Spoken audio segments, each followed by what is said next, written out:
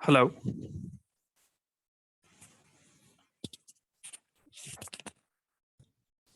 Hey, hi. Good morning, all. Stay tuned in. We'll be starting in a few minutes. Hi, Parminder. Can you hear? Starting in 4 minutes. Sure. Yes, Mr. Naidu, we can hear you. I'm also making you co-host. I'm putting everyone on mute, and then we'll be starting in a few minutes. Hi, all.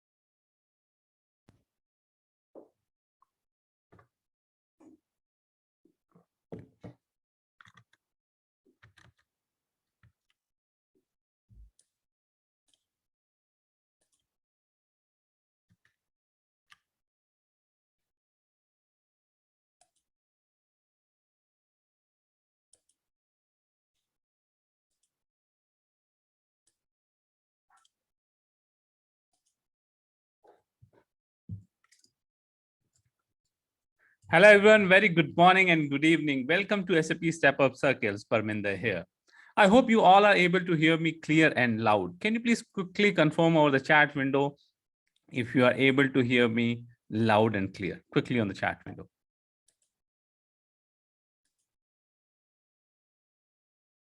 Thank you. Thank you for confirmation. If in between you face any difficulties in the session, you are not able to hear or you're not able to listen or any problem you're getting, you need to put on the chat window. We have a support team which will be helping you out to resolve the issues. Now, this would be working. This is a Zoom meeting, but we'll be taking it into a webinar mode where you all would be on mute initially. And when we complete the sessions, and we'll be opening it to give you the unmute access so that you can also ask questions. So in between, you all would be on mute. Okay. So, so this is, you are, if you are wondering where you are into the Sastrageek Step Up Circles. Right, you are into the Sastrageek Step Up Circles. Now, what is the Sastrageek Step Up Circle? I will quickly explain, but before I go ahead and explain, can I get quickly on the chat window? We are running this Step Up Circles almost for 6 months now. If you are the one who are joining these kind of sessions from Sastrageek first time, Step Up Circles, if you are joining first time, please mention on the chat window FT. FT on the chat window if you are the first timer in this session, so that I can welcome you. Oh, we have many: Sankar, Sudarshan, Seema, Mandeep, Shubham, Dilip Kumar, Narendra, Chaitanya, Chaitra, Sushanti, Joe, Himanshu, Suyog, a lot of people joining first time. So the first timers, welcome to this community. Welcome to the Sastrageek community. So we are running the step up circles almost for 6 months. Where basically we come up with some exciting topic and we do the knowledge sharing for that topic. So it has a two part. It has actually three part in this session. First part, we'll be bringing one topic and we'll be sharing some knowledge. I would be doing, and I also bring experts from the market, from the area, and they would also be sharing the knowledge. In today's session, the expert who would be joining me is Mr. Naidu. He would be joining me for this EWM session. So first, we'll be doing this EWM session. Second part, we would be going into the question and answer. Whatever your questions are there, we would be answering that in the second part. And third part, it would be the career consulting. So I also do a lot of one-to-one career consultings where people come and people ask their questions. They got stuck in a particular module, or they want to start their SAP journey. They want to get the first SAP job available for them. They are not getting the interview calls, or they are getting interview calls, but they are not able to convert them. So a lot of questions people has, which I do with the one-to-one career coaching also. But my one-to-one career coaching calendar for next full month is already booked. So people who are not getting chance for the one-to-one and the calendars are full for me, you can use this platform at the end of the session. Any kind of career related questions I would be covering at the end. Okay. So if you join the session to answer your career related question and queries, please stay on, stay till the end. And there I would be answering your career related questions. So that is what basically we have into the step up circles.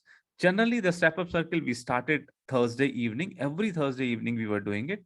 Then we shifted to the Monday morning. Every Monday morning, we do the step up circles. So this is the special edition or special session of the step up circle, which we are doing on the weekend, Sunday evening for the India people, and the Sunday morning for the Western people.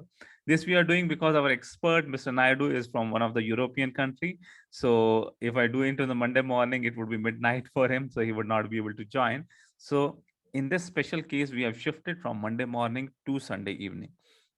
Okay, so it means that our tomorrow Monday morning session for step up circle is not happening because this is the step up circle cycle session. Okay, otherwise we will be continuing until unless we have any another exception. We'll be continuing our Monday morning session. So it would be Monday morning India Standard Time. Every Monday morning we have a community session on a different topics, and we would be having that would be the Sunday evening for the Western people. So without wasting further time, because you all joined, most of the people has joined to get knowledge on SAP EWM. So let's start the topic, SAP EWM. Let me share my screen.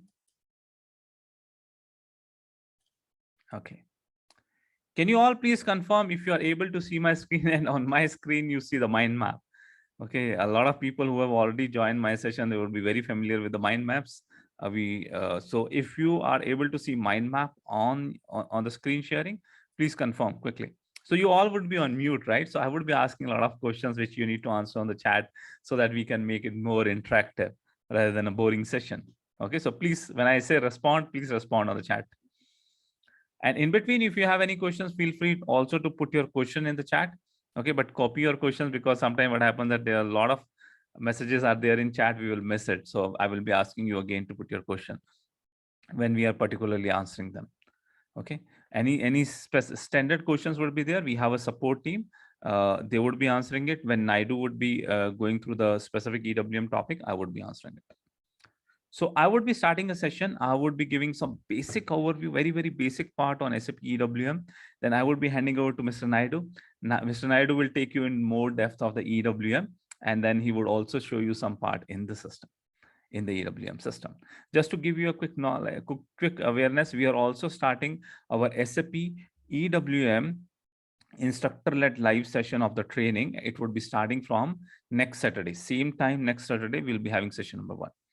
Okay, so let's start.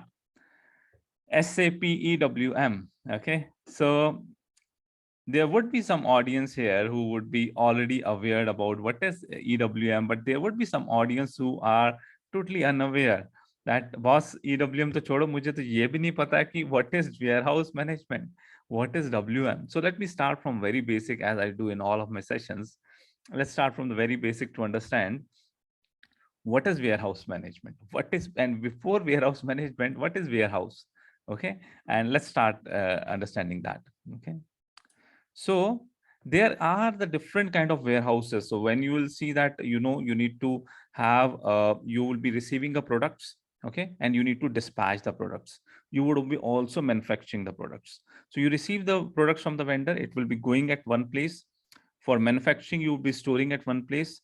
And for dispatching, you can also have a distribution center or finished goods where you will be storing those products, and then finally you will be dispatching them, right? So those are the places where you are storing your products, is actually warehouse. It can be small, it can be very small, that it can be a size of this room.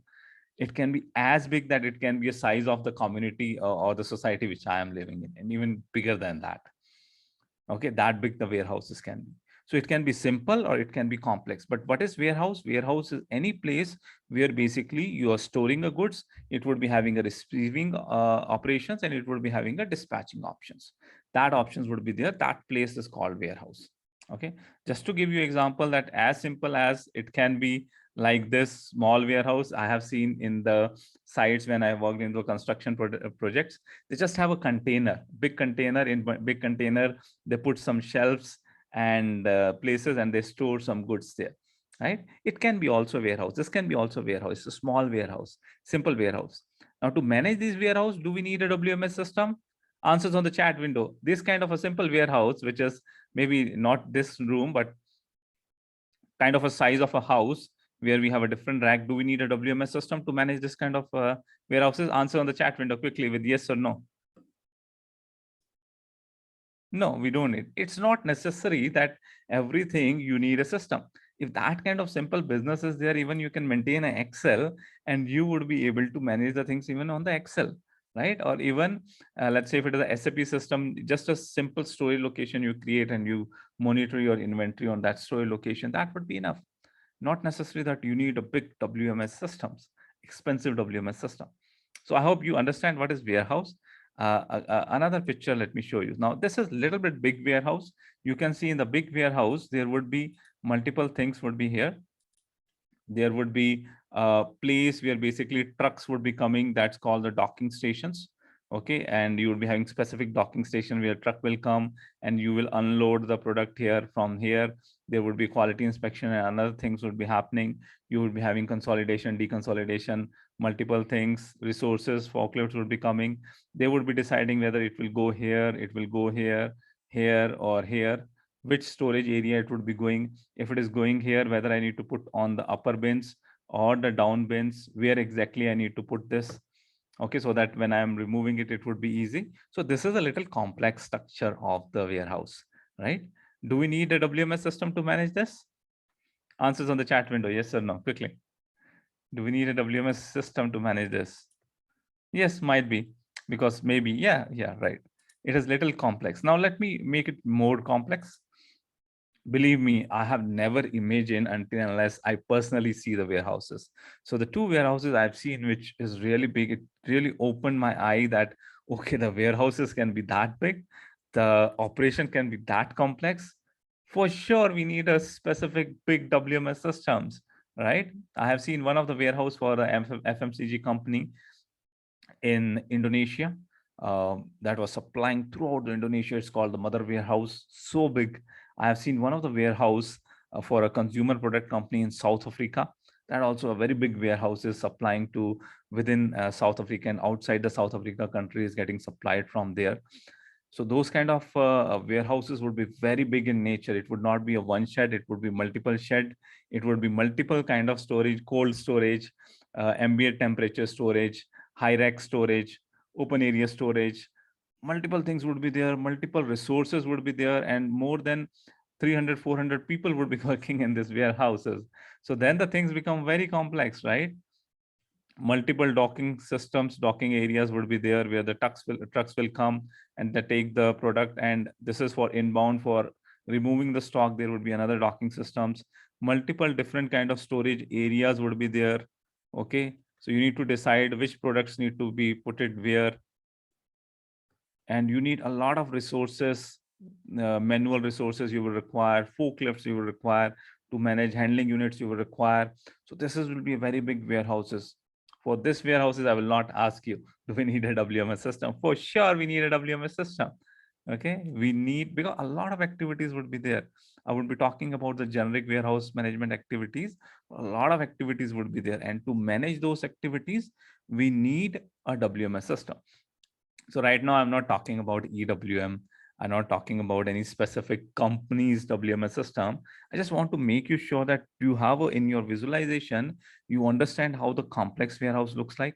Although Mr. Naidu will take you in more deeper, and in the training, it will go into the next levels.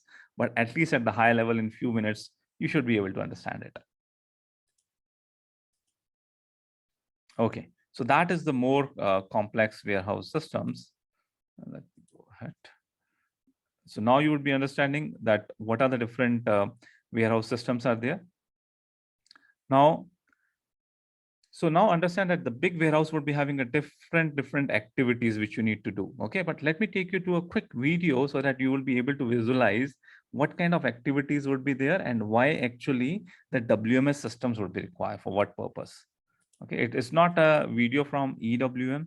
It's a video from some another company. Just a 2-minute video. I will take you. Just stay there.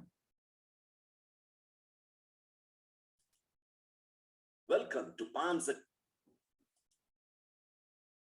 I think I need to reshare my screen.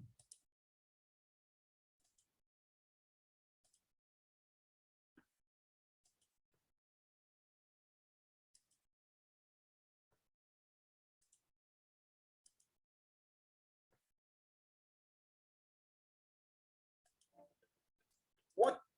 Can you please confirm if you are able to hear the voice of the video? What is a WMS? On the chat, if you are able to hear the voice of head the of supply chain. You are able to hear the voice. Okay. I will start. Okay, here we go. Meet John. John is the head of supply chain at XYZ Corporation. John is responsible for the overall supply chain of the company and handles operations in multiple types of warehouses. Warehouses can be classified based on the kind of material they handle and the kind of operation or requirement they cater to. The different types of warehouses that John handles are raw material warehouses, finished goods warehouses, temperature controlled warehouses, cross-dock warehouses. Each warehouse caters to a specific function. Among the different types of warehouses, there are certain commonalities. They are: each warehouse has security controlled entry and exit gates, receiving and dispatch docks, storage locations. Within storage locations, different configurations of storage spaces like rack storage, flow storage, a combination of rack and flow storage, damage locations, MHEs. Other optional facilities that are provided in the warehouses include sorting areas, packaging and repackaging areas, kitting and de-kitting locations. John is struggling to manage the operations across all his warehouses and to ensure smooth functioning of the supply chain. John is thinking about implementing a WMS to help manage operations across all his warehouses and also to give him and his supervisors critical data about the state of operations in each warehouse. So, what is a WMS system and what are the advantages provided by a WMS? A warehouse management system is a software solution that controls all the activities in a warehouse. A WMS provides visibility and controls critical operations like inventory management, location management, receiving and put away, picking, sorting, packing, loading, invoicing and dispatch, movement and storage of material in the warehouse, inventory reconciliation. One of the major advantages of a WMS system is that it eliminates dependency on warehouse personnel in terms of inventory status and operational decisions. The system takes care of important functions like location suggestion, allocation policies, guided operations. In order to optimize operations within a warehouse, a good warehouse management system should be able to handle all the activities explained. Please refer the next set of videos for more details. Okay, now I think you would be having a brief idea that what is the WMS system and why the WMS systems are required, right? So this was a quick video to just to make you understand that what is warehouses and why do we require WMS systems, right? And you believe me that Mr. Naidu will be taking you into very functional details, showing you the pictures, high rack system, low rack system, what pain points we have into the warehouses and why do we need a good systems to put it into place so that business can have a more efficiencies, okay, while managing this, while managing their materials or the products. So you might have got some key words here that the in between of the video, it has been spoken that what are the different activities, key activities we have in the warehouse management system, right? So let me put it again here. I have put it some key activities which would be there in a warehouse management system. So right now I'm not into SAP, right? I need to jump into SAP. I'm just creating a basic background so that you understand what is warehouse management system. Receiving. Any warehouses should be having an option that you should be able to receive the materials, right? Put away. Put away means that once you receive the materials, then after receiving it, you need to put it into its location, storage bin or rack, which rack you need to want it, you need to put away. So that put away functionalities would be available. Now, a lot of things will get very complex. Put away is not that simple. There would be so many different strategies would be there, which need to be implemented, that where it need to be there, exact same kind of material is stayed in a particular bin. So I want to put it together into that bin. Okay, so that kind of strategies you need to put. And when it is a very complex warehouses, it becomes very important. I was working in a warehouse in an automobile company, and believe me, it was having more than 2 lakh materials, small components. And many times our production lines will get stopped because we are not able to find the material that where it is there. System shows something, people know something, we went there, material is not there. So managing those warehouses properly is very important. Otherwise, you require those material, you don't get it, your production lines get stopped. Picking. So once you have put it that, whenever it's required, maybe you want to dispatch to the customer or your production line wants it, you need to pick it and give it wherever it's required. So that is a picking process. So these are the key processes of the packing. So if it is dispatched to the customers, before you send it, there will be different boxes which need to be sent it to a customer. So you need to put it in a place, you need to do a bubble wrap or a shrink wrap, put it into a pallet, do the proper packaging of it before you get it dispatched. So packing would be one of the operation. Dispatching it, that final dispatch when it would be happening, loading into a truck and then truck leaving the premises, that would be dispatching. Shipping, loading into the truck and then truck going out, that's the shipping function.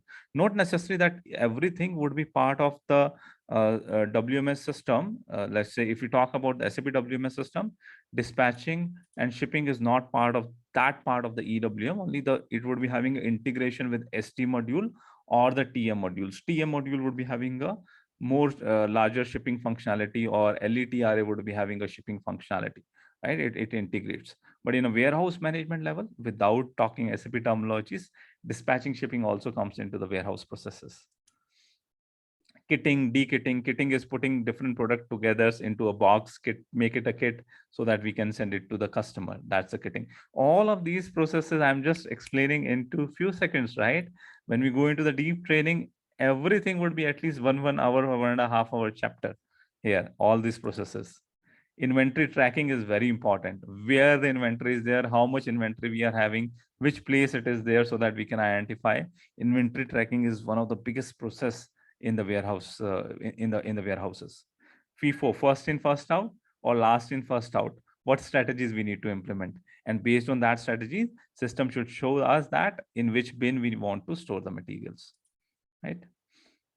value added addition services. Some places adding a labels, or before dispatching it, some additional services would be done on the product, right? That's called value added servicing. So your system should be capable to handle those value added services. It should be able to handle returns, damage control, okay, and reporting and analytics. These all things are the key processes of warehouses. So any WMS system you are putting, although there will be a lot of other things, kitting would be there, I have slotting would be there, and then your consolidation, deconsolidations would be there. A lot of other things would be there, but that is the major processes, high level major processes, 13 processes we'll talk about for a warehouse. So when you're selecting a WMS system, if you are having a big warehouses, you need to make sure that the WMS system should have all these functionality. All these things should be supported. It should give you the processes, control and monitor also should be there. Reporting and analytics should also be there.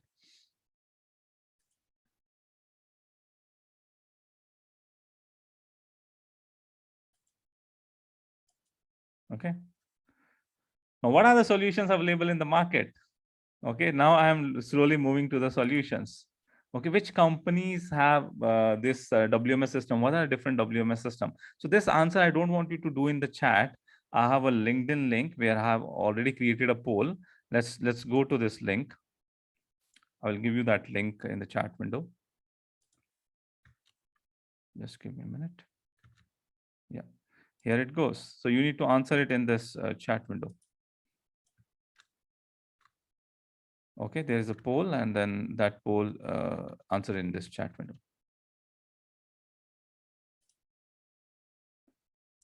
So we already have a 99 votes for it. So the question here is that which tools you prefer to manage your business warehouse operations? Okay, whether SAP has two. I will talk about SAP WM is there, SAP EWM is there. Then we have a Blue Yonder WMS system. Then we have a JDA WMS system. So what do you think that which one would be you preferring based on the minimum knowledge, or you don't have any knowledge, just put a tukka कि यार ये नाम सुना हुआ, ये तो अच्छा लग रहा है, Blue Yonder तो अच्छा लग रहा है, let's put it on that stake. So I'm giving you just few more seconds so that you answer it, and then we'll be seeing that what is the overall results for it. So there are the different companies who are providing WMS system. SAP is not the only one.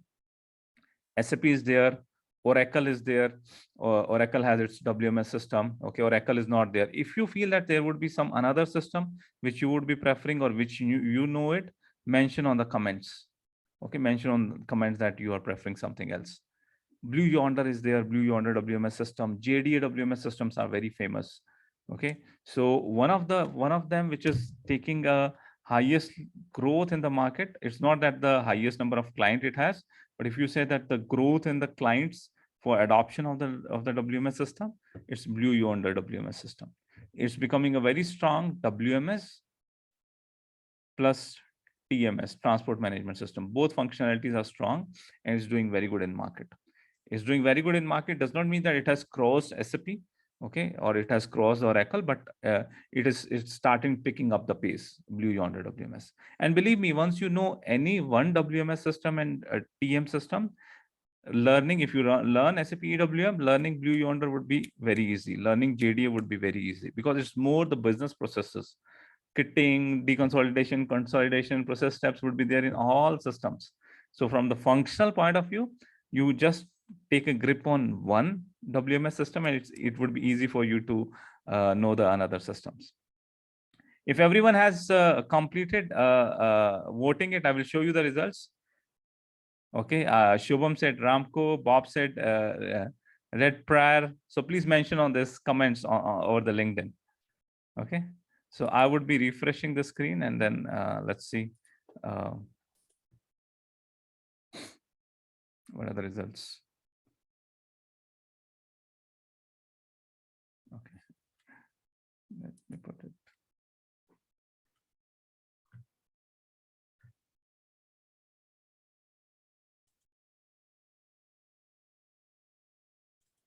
Okay, I hope you all have voted, and let's see that what are the results. 14% people said SAP WM, 83% said SAP EWM, 2% said Blue Yonder, and 1% people says JDA system. So SAP EWM is very famous, right? SAP EWM is famous because you know that SAP is very famous for its ERP. Okay, when it has a strong ERP, and with that ERP, it's giving integration with the WMS. That's why it becomes very famous. That's why EWM is getting a lot of requirement in the market. Okay, a lot of people has adopted to WM. Now they need to shift to EWM. Embedded EWM came into the picture, so a lot of clients want to take the embedded EWM. It's easy to implement. That's creating so much of requirement in the market for EWM resources. So if you know the EWM resources, your stock price will go up for sure. Okay, let me go back to our mind map. So these are the companies. So SAP is doing very good. Blue Yonder is another company which is doing good. JDA is there for quite some time. A lot of people would be knowing that name, JDA, but Blue Yonder is picking pace. Its stocks going up. Now, what solution SAP has? SAP has one basic solution, inventory management. Okay, inventory management is as simple. Basically, you will be having a storage location, and on the storage location, you will be managing the stock. So system will be telling you on a particular storage location, that is your stock for that particular material or for that batch. So IEM also is a good functionality. It gives you the stock monitoring on the storage location level, material level, and the batch level. It would be giving you the visibility. What is the stocks available at that level? But in the bigger warehouses, when the racks are there and then the individual bins are there, inventory management cannot provide that kind of solution. So if your warehouse is bigger, there is multiple pallets, multiple different kind of storage types are there, then only inventory management will not help. Then you need to go with SAP WM. So WM would be having a storage bin level control. Within the storage location, there would be storage bins, and you will be having a storage bin control there. Okay, at the bin level, you would be mentioning that within storage location, within that particular bin, I am placing my pallet. Okay, if you want to know that in big warehouse, exactly which storage type, which storage bin my material is there, system would be able to tell you. That is SAP WM. Mr. Naidu will be talking more about the difference between WM and EWM. Okay, I leave it to him. Then it comes the EWM. EWM would be having a advanced functionalities would be there in EWM. Okay, advanced placement and removal strategies. A lot of things which would be there in WMS functionality wise is also there in EWM, but EWM would be having more enhanced functionality. Advanced placement and removal strategies would be there. Multi-client warehousing it would be able to handle. It would be also be having decentralized warehousing where the different systems you are having, and it can connect for the warehouse management system. It can connect with the decentralized system where the WMS has been managed. So that kind of options would be there. Dock scheduling, labor management, deconsolidation, slotting, flexible process modeling where the steps and activities would be there. A lot of bouncers, right? Right now, stay on. Okay, if it is bouncer, stay on. Some part we will be talking about later when Mr. Naidu is explaining, and a lot of parts you would be able to understand in the detailed training because each topic is 1 hour topic. Okay, so these all advanced functionality would be there in EWM. So what does SAP S/4HANA has? SAP S/4HANA, you can go ahead with IEM. You said, I don't want a complex warehouse. My storage locations are simple. I'm good with IEM. Storage location is good for me. You can go ahead with IEM. Nothing stops you. It's not mandatory. WM, you can go ahead, but WM will sunset. WM is available in SAP S/4HANA. It was in ECC. It is also available in SAP S/4HANA, but it is going to sunset by 2025 was the earlier date. I don't know the correct date, but the blogs which I've read, it is going to extend by 2027 or 28. So after that, SAP would not be supporting SAP WM, and all the clients need to move from SAP WM to SAP EWM. Now SAP EWM, earlier it was a separate, when ECC was there, it was a separate box. ECC and EWM system gets connected with each other. EWM was a decentralized system on SCM box, and in ECC you was having your ERP system. So decentralized EWM was available. Now we have an embedded EWM is also available, that within the same system, the EWM would be available. So what I'm saying that this is S/4HANA system. This is your basic ERP system where all the procurement sales functionality is there. And on top of that, we have a EWM in between of this system. Okay, earlier what was there? Earlier you was having this ECC system. separate system, and this was your EWM system. Both get connected with SIF. Now, this is making a lot of infrastructure simplified, a lot of processes getting simplified with this. That's why once after the embedded EWM came, the number of resources which is required for EWM suddenly shoot up. And when SAP announced that they are removing WM support by 2025, now in the market, if you learn EWM and put it in your CV in a correct way, you would be having a shower of interview calls. Okay. Decentralized EWM is still there. You can also have a decentralized EWM system for S4HANA. Later on, maybe in the training, I would be able to explain you that why still decentralized systems, EWM system would be required. It has its own functionality. It has its own sale point, right? So still decentralized system would be required by companies to fulfill some business requirements like 24/7 operations of EWM is supported to the decentralized EWM system. Now, within this EWM or embedded EWM or decentralized EWM, actually, I put it wrong. This both would be going. This both would be going here. Yeah. So within embedded EWM, you would be having advanced EWM and basic EWM. Two things is there. Basic EWM would be there and advanced EWM would be there. Now, what is the basic difference here? The basic EWM is a part of license. So you have a basic S4HANA license. With that basic S4HANA license, the basic EWM also you would be able to use it. Why? Because SAP wants their clients to move. Earlier, they were using SAP WM. Now, SAP cannot come with the force boss. Now in S4HANA, you take S4HANA license and you also take EWM license. They said that we were having a simple functionalities which we were using in WM, and I'm happy with that. So there should be some solution in S4HANA which provide the basic WMS system functionality. So SAP divided its licensing in two. Same thing they also did in TM also. So they come up with the basic EWM. With basic EWM, the basic function which was there in WM, you would also be able to use with the same licensing. So it would be easy for the businesses moving from WM to EWM without any additional licenses. And they said that advanced features in EWM, if you want to use it there, this you need to pay an additional license fee. This would be having additional license. Advanced EWM, additional license. Basic EWM is covered in the basic license of S4HANA. Okay. Separate system is not required because it's embedded. Okay, but there can be some. So if you're using EWM and if you're touching the advanced functionality, advanced part, make sure that you are aware about the licensing part. Otherwise, SAP would be doing an audit and they will come back after a year or two, boss, you use this functionality, this is our bill. You need to pay us, right? So make sure you know about this licensing part. I have some small comparison also that what functionalities would be available in basic EWM and what functionalities would be available in advanced EWM. So you can see here, these are the basic functionalities which will be available in basic EWM. So your inbound processing, outbound processing, handling units, reporting, stock transparency, resource management is supported by EWM. But there are certain functionalities which is available only with the additional license. What are those functionalities? Material flow systems, advanced wave management, yard management, labor management, kitting.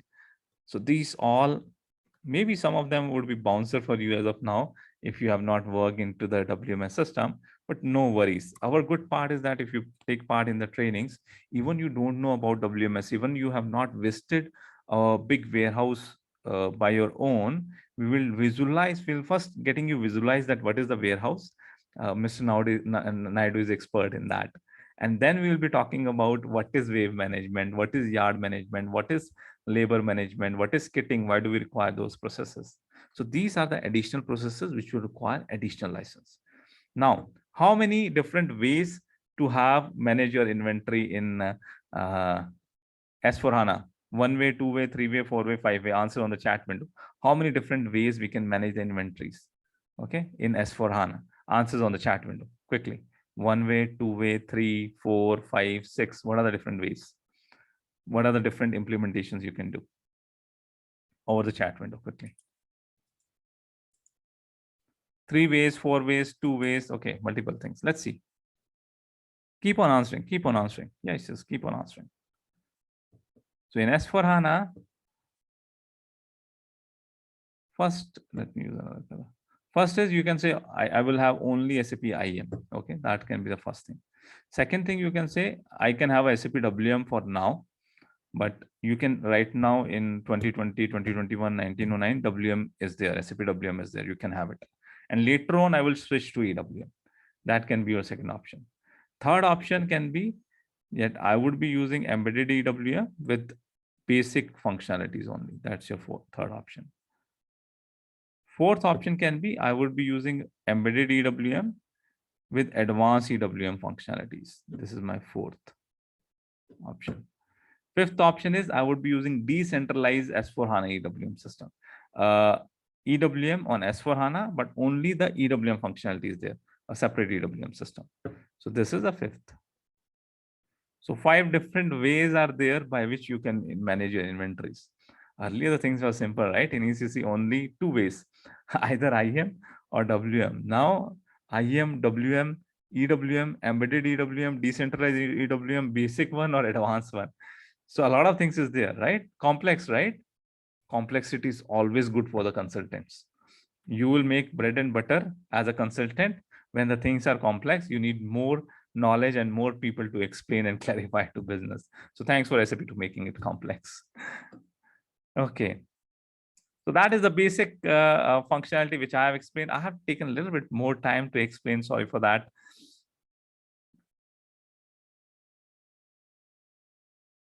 Yeah. So I would be answering your question, which whatever is coming in chat right away over the chat itself. And now I am handling it. I am handing it over to Mr. Naidu. So before I hand it over to Mr. Naidu, let me give you a quick introduction to Mr. Naidu, and then he would be taking it to more details of the EWM part. Now, by this time, you might be able to understand that what is WM, what is warehouse, what is EWM, and he will take you in more deep of the EWM part. Okay. Mr. Naidu, are you there? Can you please confirm if you're there? Yes, Parminder ji, I'm there. Okay, yeah. Okay. Thank you. So thank you, first of all, Mr. Naidu, for joining it. You know that I'm looking for more than 2 years, Mr. Naidu's time for doing these trainings, but he's a very busy guy. So Mr. Naidu is having an experience of more than 80 years in SAP.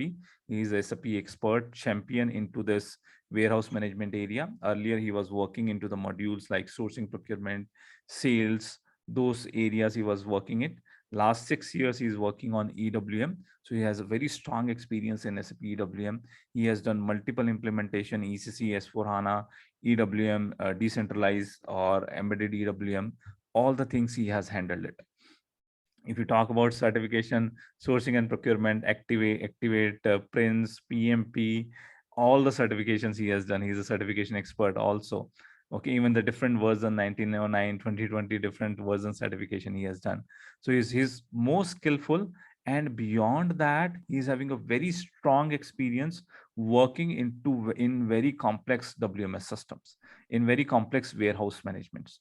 So he's a core, at the start of this career, he has worked into the warehouse, different warehouses. So he knows that the difficulties in the warehouses, because he has personally worked as warehouse managers into the different companies. So he knows that what are the complex processes, what are the pain points.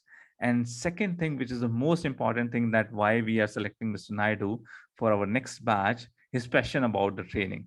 You will see when he explains the things, he will take you in very deep. He wants you to understand all the basic parts, and then he will take it to the next level of the configurations, master data.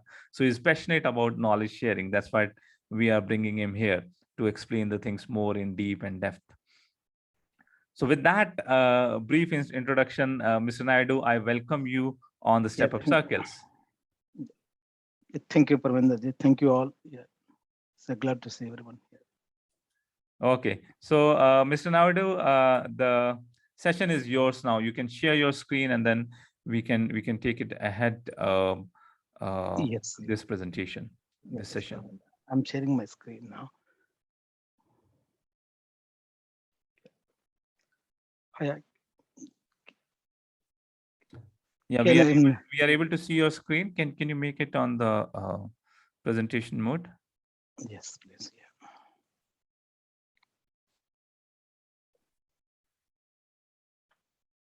Hope you all see the presentation now.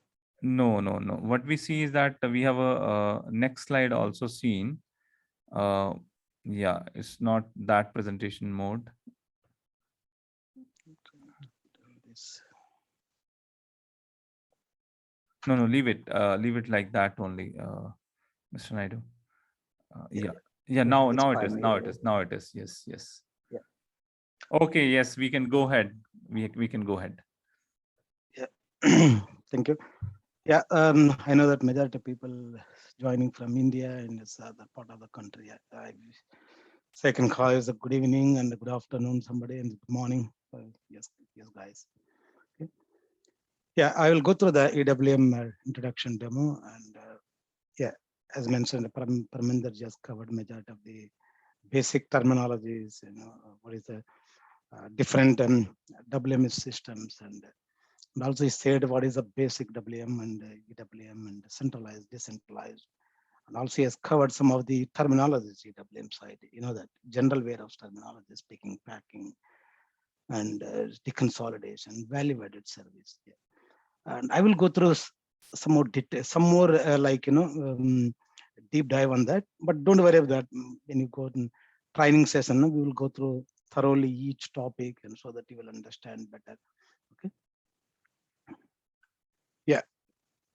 What do you mean by EWMS? As you know that any warehouse, you know, to store the items, you know, just not storing is the only reason, and is to store and even sell the goods. And that's a basic business, you know, right? Basic warehouse management system where you are trying to keep the goods, and you receive the goods sometime, and you as soon as you get the order, you may deliver it. And also some warehouses directly linked with the even production, manufacturing, where you produce you receive the raw material, you produce the goods, and you keep in the warehouse. As soon as you get the order, you deliver the products. Okay. As you already, Parminder has already, you know, that has done some survey on that. You know that EWM is one of the best software in the market as of now, because it says some major takeover at the moment. And also you are aware that WM is going to sunset very soon. Maybe it's 2028 or 27, depends. As of now, date is not clearly defined from SAP. So definitely, as per my knowledge, more than 35,000 warehouses is implemented under just basic WM solution. So imagine if they are going to, SAP is going to close the WM solution, maybe the downtime, maybe 5 years, 6 years, even you can say 3-4 years. So they are not going to support any more WM solutions. Then what is left now? So who are having now SAP, they are forced to go EWM solutions. That way, you know, you will get a lot of opportunities in the downtime, like, you know, for 3-4 years is already kicking now. So a lot of companies moving from WM system to EWM system. Okay, see, what is the difference between the WM and EWM? WM is also integral part of SAP, and it has developed, you know, from the scratch, like completely different architecture. You know, that's where they develop. You cannot compare it to WM system. It's a completely different architecture, a different method they followed to develop EWM. Okay, where we can use EWM, we can use large warehouses, high volume stock keeping units, means that is handling units. You can say pallets, and also it's a complex and multi-step product movements within the warehouse. Because as you know, that is a warehouse, we have a lot of complex steps. We have unloading. As soon as you receive the goods, is unloaded, and then is the staging. Then you may do sometime deconsolidation, maybe non-homogeneous material. Maybe you may go for again value-added service where you are trying to value the product, maybe labeling, relabeling, or packing something, and before put into final racks or final put away. Okay, see how are you going to manage so much complex systems? There's a bit of EWM where you can manage it. Several steps systematically and the easiest way. Remember, complex but easiest way. That's a bit of EWM. And also, it helps like, a warehouse to improve the efficiency, like, how we can mobilize the products, how we can, warehouse operators can easily identify the fast moving, slow moving goods and the seasonal products. And also, it's a very vast packing specs definition is there, and is also depends on the customer. We can define the different packing specs also, so that we can meet the business requirements. And also, the beauty of EWM is high degree of automation. See, it's not just in fulfilling the basic warehouse management, like inbound process. As you know, the basic inbound warehouse management, inbound process, internal process, even outbound process. These are the three process only it works. That's it. You can always categorize the based on three processes: inbound, internal, and outbound process. So where we can use automation, that's where it's a high degree of automation. Can I automate, like removing all warehouse operators by going for mechanical equipment there? Yes, it's possible for that.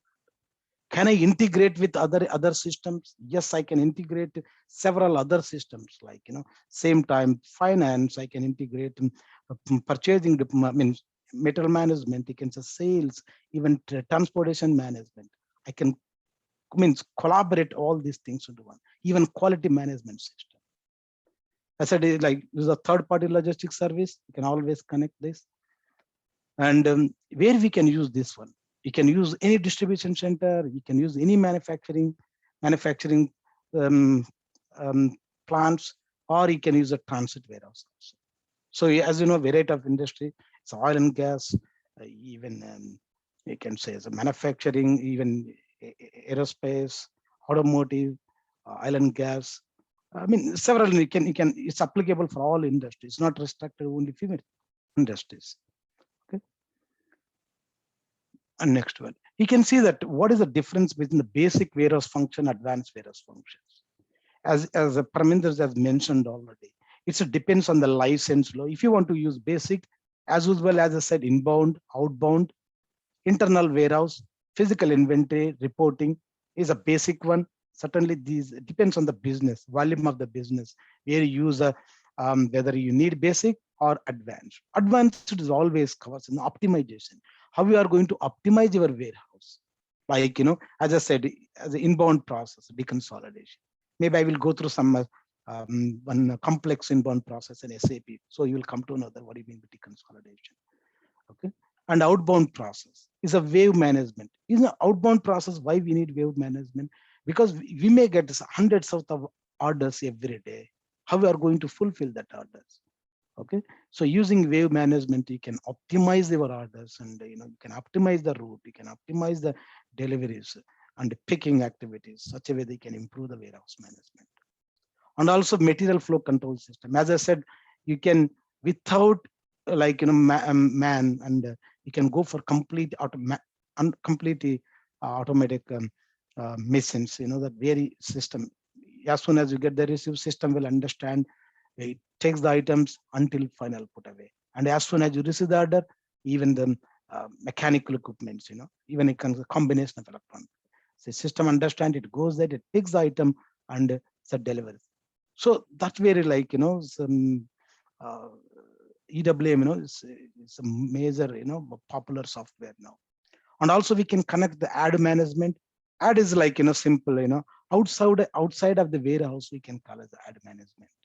And the transportation in it, as you know, that as soon as when you receive the good, even when you deliver the good, that transportation is required. So, and also SAP document scheduling. This is another advanced topic. Okay. And also labor management, how we want to track the efficiency of the warehouse operators. So you can use labor management. And the value added service is as I said, value added service means is to value the product. Maybe you can do kit to stock and kit to order, reverse kitting. Like, maybe if you have a cycle, you want to assemble all the product, just you using the VAS activity, you can assemble it, you can deliver the customer. And also you can do even reverse kitting also. And the cross docking means like simple, you may not store the product, you receive the good, straight away you will send the respect to product to the outbound, depends on the order. That means you are not at all storing any product in the warehouse. That is called cross-docking. And the warehouse billing, so don't worry about this to advance these topics. Okay? And anyway, it's a more or less same thing. And as we discussed, okay. And that just a simple difference between the SAP and EWM. You can say, as I said, WM, it is a based on storage location level, whereas EWM is a storage type level. And as we discussed, this is a simple step operations. It's a static and a simple step operations.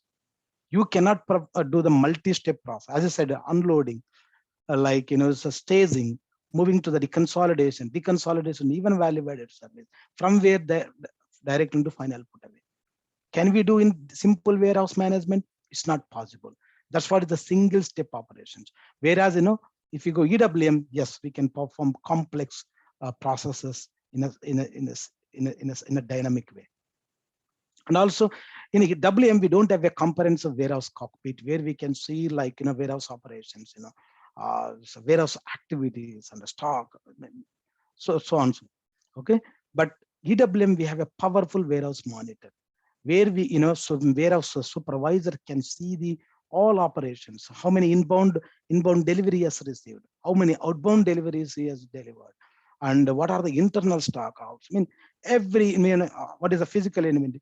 There's several transactions, several operations, several stock levels. You can always monitor. You can always monitor even operation, like warehouse operators, what they are doing, and are they doing on time, or everything you can track it. That's advantage. And also, yeah, WM, we have a limited wave planning. Wave planning means nothing. Is a simple, like, you combining several deliveries such a way that you can optimize the picking activities.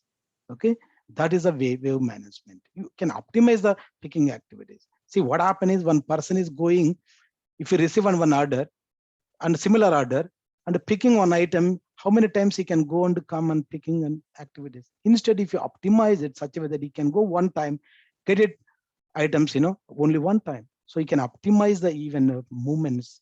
So that is a wave planning. In a layman term, I'm talking. Don't worry about the EWM and don't worry SAP. I'm talking about layman terms, So that's wave planning.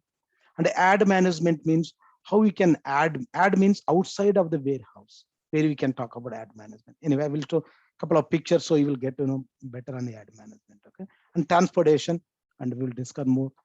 How the integration automation capabilities very limited in WM, and RF functionality is also very limited. If you see this EWM, we have advanced and flexible functionalities for wave, ad management, automation, integration, and RF. Integration, as I said, like, it can be integrated TM, it can be integrated quality management, and several other systems as well. Yeah, definitely, the see inbound process means is purchasing, material management is integrated. Is there any orders? Definitely sales integrated. Without my finance, nothing going to happen. Finance is already integrated in this. Okay, so the integration is a very good EWM. Okay, remember EWM, you integrate, you work with the sourcing and procurement, you work with the sales and the distribution, you work even sometimes finance means is a background that, but and a quality management system, transportation management. That is the EWM means is a central place, where we work all these areas also. Okay. And this is a simple layout where we can see difference between the WM and AWM. Of course, Parminder is already shared, So you can see that what are the difference with WM and capabilities here. Already we have WM several capabilities, but if you compare EWM, bin management may not be that much good compared to EWM. See, that's filling the here. Okay. See here, it's nothing is there. Deconsolidation, because this is a very, very important deconsolidation for every warehouse.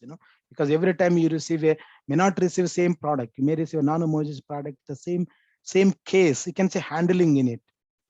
Okay, is a packing, anything you can call as a handling in it is a case. Sometime in a warehouse terminal is a case. Sometime we can call as in a SAP terminal handling in it.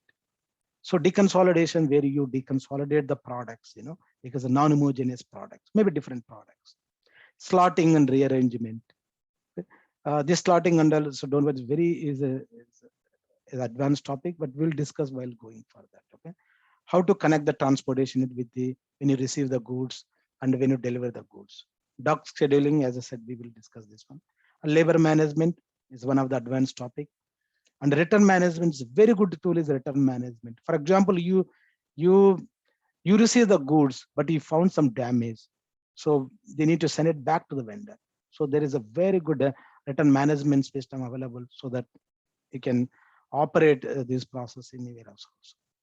And the material flow system, as I said, is a completely replacing by human beings and is just completely automatic systems.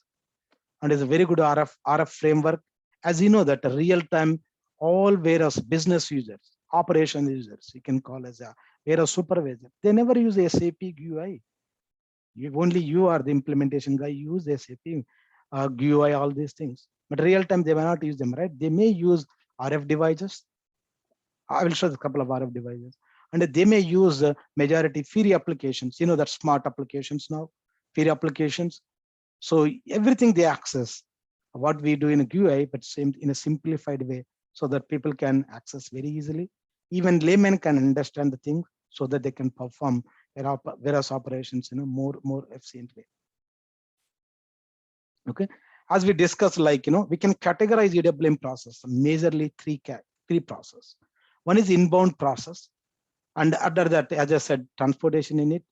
Inbound process means the goods receipt process, means receiving the product, and also it linked with the direct quality management. What happens when you receive the goods? Sometimes damage happen, so you will send it to the quality system where quality people will check and see whether it is a good enough to send it back, whether they can approve the product for final put away. So these inbound process, you know, we will go through complex inbound process further. Maybe I may demonstrate one example, you know, so that you will understand. See, other storage operations is all physical inventory. What happens is, like, you know, you have a stock, it shows some 100 quantity in real time, but if you go and check it, maybe 40 quantity, 60 may not be there. There is a system and a physical difference there. Means physically you look something and the system says something. How do you correct it? Or how do you adjust the stock? By using physical inventory, you can always adjust the stock. Okay, replenishment. As you know that it may not be possible to keep stock every time accessible very easily. So you may reserve the stock sometime. So it depends on the fast moving, slow moving item. You can always replenish. Replenish means you are filling the stock, like, you know, where you have a fast moving area where you keep limited parts only. You may not keep everything at a time, right? You may keep in the reserve area. So from the reserve area to moving to the fast moving area. So that's called replenishment. Replenishment, filling the products.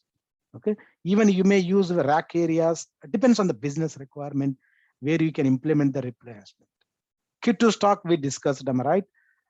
For example, is a kit to stock majority, it depends on the production based related stuff. Sometimes even parts planning, there are different software. We have SAP, SPP, some software where we can use the production order. Then based on the production order, you can do kit to stock. Kit to stock means, like, you know, you are not doing assembling. You are just collecting all the relevant. For example, I want to bicycle.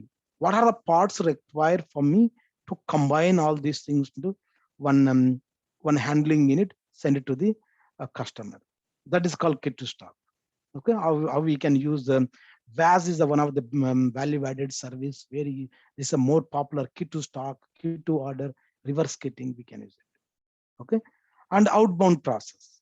Yeah, this is like, you know, where we deliver the product to the customer. Based on the customer, then you deliver the product. So where we, you know, a lot of people focus, a lot of warehouse focus on this one, like, becomes, you know, that they get a lot of orders, how they can optimize it. So based on the route, based on the wave, based on the several criteria they use it. Okay, and also like picking optimization, packing, staging, and so on. So, okay, and apart from all these three major operations, you know, and the major process, you know, we have analytical reporting. As you know, that's very important. At the end of the day, management want to see how many stock they received, how much stock they delivered, and how much is the stock available here. So always management, they want to see analytic best reports. Is AWM, we have a best single monitor enough for us to track all the stock levels. Okay, and we can always resource management, labor management. As we discussed, cross docking. You receive the product, you deliver the customer. It's never stored in the warehouse, but you receive it, you deliver it. And ad management is outside of the management, where you manage the ad. As soon as you receive the trucks, or you can say is the trailers, you can call it that, then they will dock at the warehouse, in front of the warehouse. So how we can manage? How we can manage the which trailer should come dock for the unloading or loading, and how? Because based on the ad management, you can say that, okay, which vehicle should come to dock it early, which vehicle come next. So we can, using ad management, we can always optimize the things. Okay, there are other native technologies. Don't worry much. Okay, we can discuss later stage. And as we anyway, Parminder did discussed. Maybe we may go very detailed way in the future. You know that every management solutions, right? As we discussed, we have inventory based, we have a lean management, we have a WM management SAP, and also EWM decentralized and EWM. So every solution we have their own pros and cons we have. Okay, always, maybe it's too much information, but we can discuss more detail later. So there are advantages, there are disadvantages.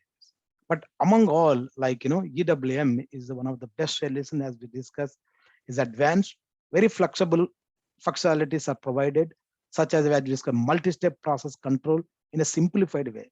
As I said, like, you can simplify the things. Okay, and a value-added service, and a deconsolidation, and a material flow system, as we discussed, and also is a process transparency and efficiency.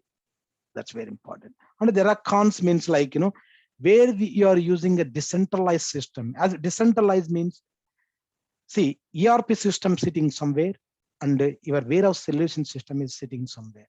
How you are going to connect between this one? How you are going to transfer the data, master data? Master data means what? Vendor master data, customer data, and material data. How you are going to transfer this data, even transactional data, inbound deliveries, outbound deliveries, stock on, so on. So how you are going to linkage between this EWM solution? So when you have a decentralized, then that it's the solution is more complex. But of course it's complex, but same time there are advantages also. But where we can use this EWM, we can use the medium and large warehouses, as I said, like your high volume complex warehouse operations. Okay. Next, as you all know that SAP legacy product portfolio, that sales, finance, controlling, and quality, human resource plant, production, material management. You all know this issues. Okay. And similarly, you all know that even S4 in a portfolio, the finance, the similar to the ECC. Again, this is sourcing and procurement. Earlier we can call it the material management system. Now supply chain, EWM management, and manufacturing. Earlier we call it the production PP. And the sales, earlier we call it the sales and distribution of sales, and the human resource. Okay. So this is a portfolio. And as you said, like, it's a legacy portfolio. Earlier WM is a subset of MM, material management system, majority. And is not, as we Parminder is also mentioned, right? Even this WM is still available as for system, provided in, like, they want, if some customers still they want to pursue existing WM, still the provision is there even S4 system. Okay, and also we can always, even the provision is there, you can migration tools between the EWM, WM to EWM. So that's where we have even migration tools are there in case if you want to switch over from WM to EWM also. And we have like several landscape how SAP EWM evolved over the period of time. Okay, these are the several landscapes. Maybe it's too much details for you at the moment, but we will discuss more. But our focus more on, like, we are focusing on more on embedded system. Okay, this is a, so that's where we are focusing more on embedded system. We will discuss what do you mean embedded system, what do you mean by decentralized system. Okay, and so this one anyway, that's as we discussed, like, in S4 system, S4 EWM is a default system. Okay, please note down that EWM is a default S4 system. Okay, if you want to do MM, then WM, you have to set the certain parameters for that. And as we Parminder also mentioned, maybe December 25 or 27, 28, WM will going to obsolete, so that is no longer will be there. And there are certain deployment options. We'll discuss more on the. We will also discuss deployment options, like which deployment is the best for the which industry. Like as a WM consultant, you always see that you can always give the solution to the client, saying that what solution is the best for them, whether it's embedded solution or decentralized solution. Okay, as a consult. So we will also discuss which method is good, which method is which one having merits and demerits and all. Okay, and also we will going to discuss the next EWM deployment. As I said, like what it means, embedded is centralized. You can call as embedded, centralized one. Only the difference you can see this, all are placing in a one location. See, EWM, even ERP, either so I can call as a ERP, that enterprise. See, even finance, sales, manufacturing, sourcing, even transport system, and EWM, everything sitting in the one you can say one box, and no interface required for us. So the data flow is very easy. And but where we can use this approach, it's a good for smaller warehouse, and smaller to medium is okay. Okay, and because the SAP is there is a document where it suggests the deployment, like which options we can advise, based on the volume of the warehouse, whether it will be decentralized one or centralized one. See, if it's a decentralized one, you can always see there is EWM separate box, and remaining ERP software like finance, sales, and sourcing and procurement it's sitting in the different box, and this is sitting different box. But how you are going to data flow between this one? See, definitely there is interface required for here, but where we are going to use decentralized one, it is going to use a larger warehouse and where is a complex environment. Certainly, this is the best solution. Why is the best solution? And we'll see next slide. Okay. See, 1 second, sorry. And you see the decentralized one, and this one is a separation from main ERP, and risk mitigation is possible during downtime, and is always possible scale up, the flexibility of rollout, and for the new and larger warehouses. And also is the multiple ERP system be connected to a single EWM solution. This is advantage. And you can always set different release cycles and downtime for SAP ERP and warehouse management system. And it can be used a third-party system, and also is a very high performance. Okay, in a simple layman term, see, even ERP system is down, but still your EWM operations can be performed without any issues. That is a decentralized one. If it is a centralized one, if it's a down, the entire system is down. That means you cannot perform any warehouse activities. If it is decentralized, even your ERP system, maybe purchasing is not working, maybe sales is not working, finance, but still your operations, EWM operations, still you can perform it in a layman term. Okay. And the next one is a typical warehouse layouts. Okay. See, my training is not just only EWM. Please note down. My training is every time I will discuss the real-time scenario, business solution, business process. Then I will map with the existing business process. We will see what are the gaps. Then how we are going to fill that gaps. Okay, it's not, don't think like only we focus EWM. Okay, we focus balanced way. Both you should be good in terms of the warehouse understanding and in terms of the EWM, so that once you finish the course, you should be in a flying colors. It's not just we are trying to something we attract you and do something. No, the intention here is share knowledge, share as much skills, as knowledge we have, so that you people will gain out of that. Okay. So typical warehouse, any warehouse, if you look at, we have a typical warehouse layouts. You may know, but typical sometime U-shape. So sometime, depends on business, they may go for U-shape warehouse design. But it may not be our job, but these shape layouts also very, very important for success of the warehouse. Remember how best EWM solution you provide. If warehouse layout is not good enough to operate all these things, inbound, outbound, internal process, even you given best solution, if is a warehouse layout is not good enough, your warehouse solution is going to fail. So it's not just only EWM solution, for the success of the warehouse or success of the business. It's all depends on the even current warehouse layout design of the client. Okay, see, high shape design. See, it works for high volume. You receive it and you deliver it.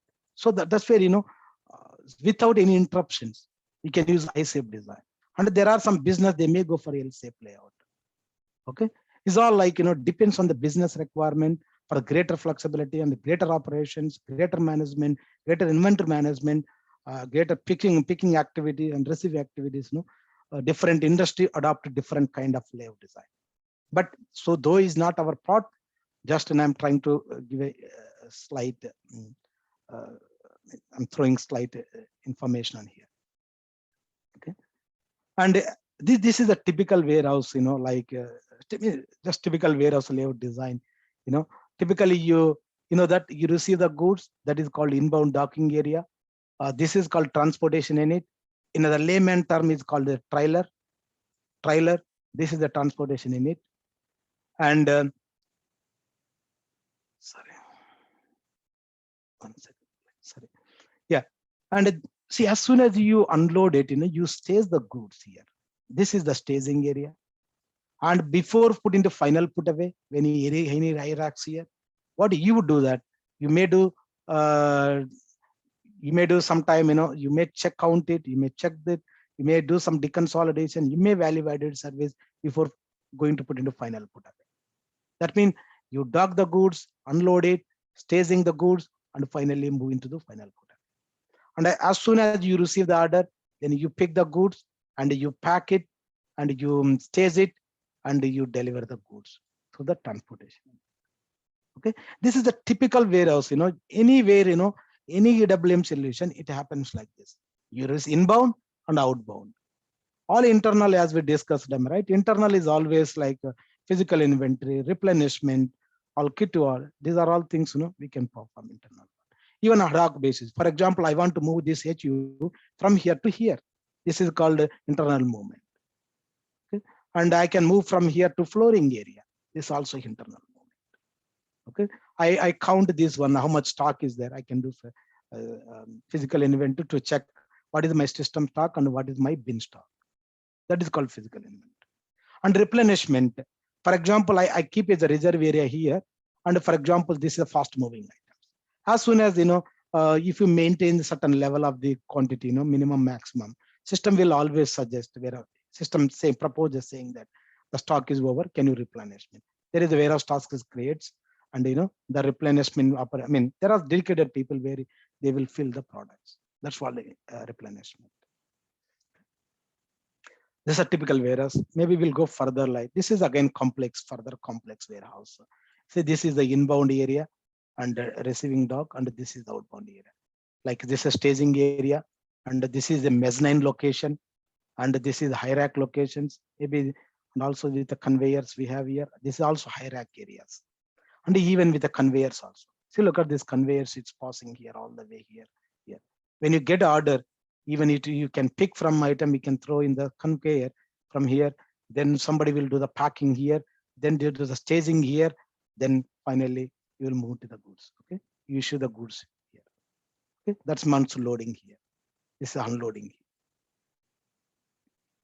See, all these operations, we can you can configure EWM in a simplified way, and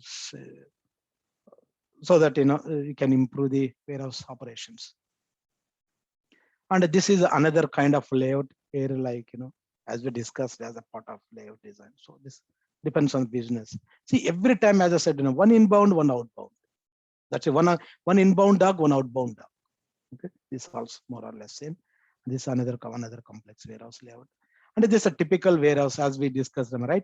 You receive the inbound area, and these are the doors, and unload it. You do the unloading, and once unload the handling in it, sometime it may go to the deconsolidation if it's a non-homogeneous material. Sometime if it's a damage, they may send to the quality. And sometime after deconsolidation, if they business wanted to send to the value center to perform certain activities, value added service, maybe relabeling or repacking. So before finally putting into either high racks, or whether if they want to somewhere else, either you can say shelves or something like that. And even sometime even fixed bin majority we use for replenishment, remember. Okay, fixed bin we use for replenishment from high racks to here. Okay, that's very okay. Then this is the inbound process. Even see outbound process, as soon as you receive the goods, you collect the picking, and you may send the packing work center, and then you stage the goods here, and then you unload it and you will send it. This is a typical warehouse. Okay, like that, is a more or less a similar one, and several layouts. And there are terminologies where we can understand what do you mean by storage type, what do you mean by bin, storage bin, warehouse number, and structural coordinates, capacity. There are so many things. So doors, add, okay, and work centers, okay, picking point, identification point, staging point. Okay, there are several things we can go through a detailed way in a next session. Okay, and what are the typical organized structure and the EWM organized structure? So how we can integrate between the systems? See, this is the typical organized structure, right? So this is the S4 system. You can call it the ERP as well. Okay, so the company code is the highest level, and where you connect the plants, and again storage location. How you are going to interface this S4 system to EWM system? This is the organized structure. How you are going to connect with a dummy warehouse in a S4 system or S4 system to EWM system? This is the main warehouse, but how you are going to interface between this one? How you are going to interface between this two? Here we can call a storage locations. In a EWM, we can call as the availability group. Okay, see, that's why the slide terminology will be different, but we'll go deep dive and we will explain thoroughly, in a better understanding way. You never feel like something, oh, what is the difference between this? Very, very precisely we will explain, so that you may not even confuse a single things. Okay, how the interface you are going to manage? What are the, you can see by looking only, that what are the organized structure you need in S4 side. And what is the EWM also? What are the organized structure you need? Supply chain you need, warehouse, availability group, stock types. Here also plant. These are all you need to maintain organized structure. And I'm jumping in the EWM side. And what are the structural element EWM side? Okay, majority we focus EWM storage types. See, in any typical warehouse, it may not be one or two warehouse storage type. Even door is also storage type. Even inbound is also storage type. Deconsolidation work is storage type. Floor is also storage type. Even racks is also storage types. So depends on the parameters. You need to define whether door or deconsolidation, work center, inbound. So you can always do that. The lowest one is the quant, and before you can say bin also. Okay, the lowest in the warehouse, definitely we can call as the bin, or in some time we can call as a quant. The lowest structure in the warehouse. Okay, and more or less, is the same structural element. And there is activity area, one more activity area. The beauty of EWM is you can combine. See, though is a different storages. Okay, so this entire one I can assign as one activity area, so that I can perform inventory. And the same thing, even some of the same bins, even other bins, I can assign another activity, like picking activity area. So the activity area in a EWM, we will use extensively activity area where using this activity area, how we can perform inventory, how we can do picking, packing, even any operations. Okay, we can activity area means nothing. In a layman term, you combine the bins. You combine several storage bins into one activity area. You can perform picking, you can perform inventory, and so that you can, the overall is no advantage, right? Overall, you see what is going to get benefit, what you are going to benefit. You are going to benefit, improve the various operations. Okay, just some terminology I'm adding here. So activity area is also one major flow. And also, like, what are the integration flow is required for EWM? What are the EWM integration flow? The typical integration flow, first you need to integrate system integration, whether is an embedded system, whether is a decentralized system. Okay, you should set up a system integration. Okay, that is the one is important, using a logical system. And okay, you always using remote function controls. There are system integration is required, even it is embedded system, even decentralized system. This is the first step you need to establish the system integration. Then second one is a master data integration. How you are going to integrate the master data, if it is a centralized, if it is a decentralized. How is the delivery integration flow? That is the third one. Okay, the delivery integration flow, how inbound logistic inbound delivery is moving to the EWM. Okay, what are the flow is required? If it is a outbound delivery, how it is flowing here? What are the connectivities required? How you can integrate, map the documents such a way that all the deliveries without getting errors, how smoothly it's flowing to the EWM to perform the warehouse activities. And again, warehouse integration, how you are going to integrate other systems, if it's a transportation management, quality management, even you can say sales, even purchasing, even material management or purchasing, sourcing, whatever maybe we can call. How we can integrate others, and a process integration. These are the 5 steps only. In a real-time, use all the steps systematically. First, you set up the system, master, delivery, so on and so on. As I said, system integration, definitely, because the majority, is a basis part, but still we assist, we correct, we check everything here is working fine. So you need to set up our remote function control, so that ERP to EWM or ERP to EWM or S4 to the EWM. How we are going to see, you have to set up both integration in S4 HANA, and also you have to set up RFC, remote function control. Okay, RFC means. Okay, and also you need to set up EWM. Remember, one is RFC settings require S4 side. S4 means that I'm right. Purchasing, sales, all these things called S4 side.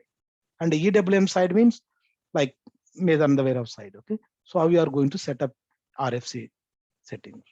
Another one is a master data integration. How the master data will flow from ERP or S4 system to the EWM system.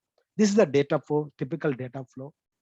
Okay, this is here I shown is I've presented here is a decentralized one, because decentralized one, you need a SIF required, core interface required to transfer either plant, shipping point, customer, vendor. See, all this plant and shipping point as a converted as a location in EWM, and whereas a customer vendor in ERP is moved as a business partner. Okay, but to transfer this data, if it is a decentralized system, you need a core interface required. As I said, ERP is a different box and the EWM is a different box. And how is the transactional data? See, every data means is a master data, either plant, shipping point, customer, vendor, or material master. These are the material master data. Another transactional data, inbound deliveries, outbound deliveries, so on. How you are going to set up through the distribution model, you distribute the deliveries from ERP system or S4 system to the EWM system. Okay, only the difference embedded means in an embedded system, you don't need SIF. Okay, remember, you don't need SIF. So since it is sitting in the same box, you don't need core interface where you can straight away you can transfer the data from anything, whether you want to master data as customer, vendor. And if is a S4, we can call it only BP. We never call it a customer vendor. In a ECC, we use called customer vendor. But in a S4 system, we call as a BP. BP will be straight away distributed to the as a BP only. Okay, and a master any material we can call in EWM is called a product. We never call as a material, and we can call we call as a product. Okay, here we call a material master. So on a transactional, definitely you want to move as soon as you create inbound delivery, it should be distributed to the EWM system by generating the distribution model. So we will see in how we can set up the distribution model so that the deliveries will be distributed smoothly without any errors. Okay, but we will see, even if the failed cases also. Okay, we are not going to discuss only happy process. We are not going to discuss only success process. We are going to discuss even failure process. So then only you will understand, you will learn real-time scenarios. Okay, say as you know, that training means only basic, you learn it. No, we are going to trying to give as much knowledge as possible. So people, the day if you finish it, if you try some job, you should be in a position to handle the day one the job. That's our motto. That's our intention also for this training. Okay. Okay. Anyway, same thing I discussed. Okay, more or less. And also, like if it is a decentralized one, what happens is the ERP and the EWM. Okay, see the difference between this and S4 HANA EWM. Both are decentralized. How the master data, transactional data will flow if it is the ERP system and EWM system, decentralized one. So here is a plant and shipping, it is a converted as a location, and a vendor and customer moved as a business partner. Definitely decentralized, we need a SIP, and here also SIP is required. The only difference, here we get customer vendor, but here we can call it a business partner because it's S4 system. In a S4, we never call it a customer vendor. We anything, even if you want to create a customer, we use the same transaction BP. Okay, so business partner transferring data is very business partner to business partner. Okay, both locations SIF is required.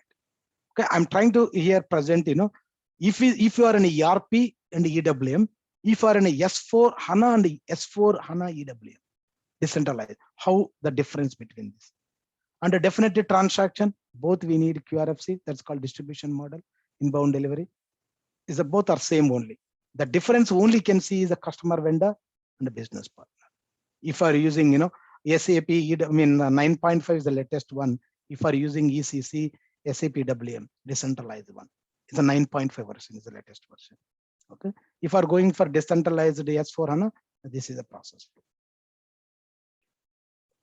And anyway, this one we already discussed. And next one is a document integration. How the document flow happens between the ERP system to EWM system. And in case is embedded, how it will be decentralized. For example, when I've taken inbound flow, see, inbound flow, it starts from the purchase order. Then against the purchase order, you need to create inbound delivery. Then the inbound delivery distributed to as a EWM as an inbound delivery notification. Then inbound delivery, then you perform all these activities. You know that inbound means unloading, put away, even in between deconsolidation, value added service, so on. So you can do that. But as a simple is inbound means unloading and put away. But what is the embedded one? Since it is a single system, so here is as you know the two boxes, separate boxes. Only what they did in S4 system is they removed additional document called inbound delivery notification. That's only they did here. So here also same thing, you have to create a purchase order. Again, is the inbound delivery distributed into EWM as inbound delivery, and the only thing notification they removed it. Rest of the activities remains. This is the inbound document flow. See how you are going to linkage this inbound delivery in a ERP to EWM or within the S4 HANA. That's where how we can map the document types. Okay, remember here two people are involved. EWM, here definitely MM guys, sourcing and procurement, or MM guys require purchasing all these things, and EWM. So always you interact with the EWM guy, you interact with the MM guys or sourcing and procurement guys. Okay, to fulfill all the end-to-end scenarios. Another one. If you are using a outbound flow, okay, outbound flow, you know that always, if it is a decentralized one, it starts from the sales order because customer requests something. It's you need to create sales order. Against sales order, you create outbound delivery. That outbound delivery distributed as a outbound delivery request. It's a request. Then against the delivery request, you need to create as the outbound delivery order. Then what do you do in a outbound flow? Because of order, right? You need to picking, packing, staging, and loading, so on, so activities. If you are using embedded, only the document they removed is outbound delivery request here. So I think so outbound delivery straight away distributed as the outbound delivery. Then you can call as outbound delivery order, but may not be here. Outbound delivery order. Maybe slightly, but it will be distributed as outbound delivery. Then you perform picking and packing activities. Okay, this is a typical inbound outbound flow. Okay, I'm skipping some other one because it will be more for you guys. Okay, as we already discussed this one. And I'm planning to like a demo, end-to-end complex inbound process.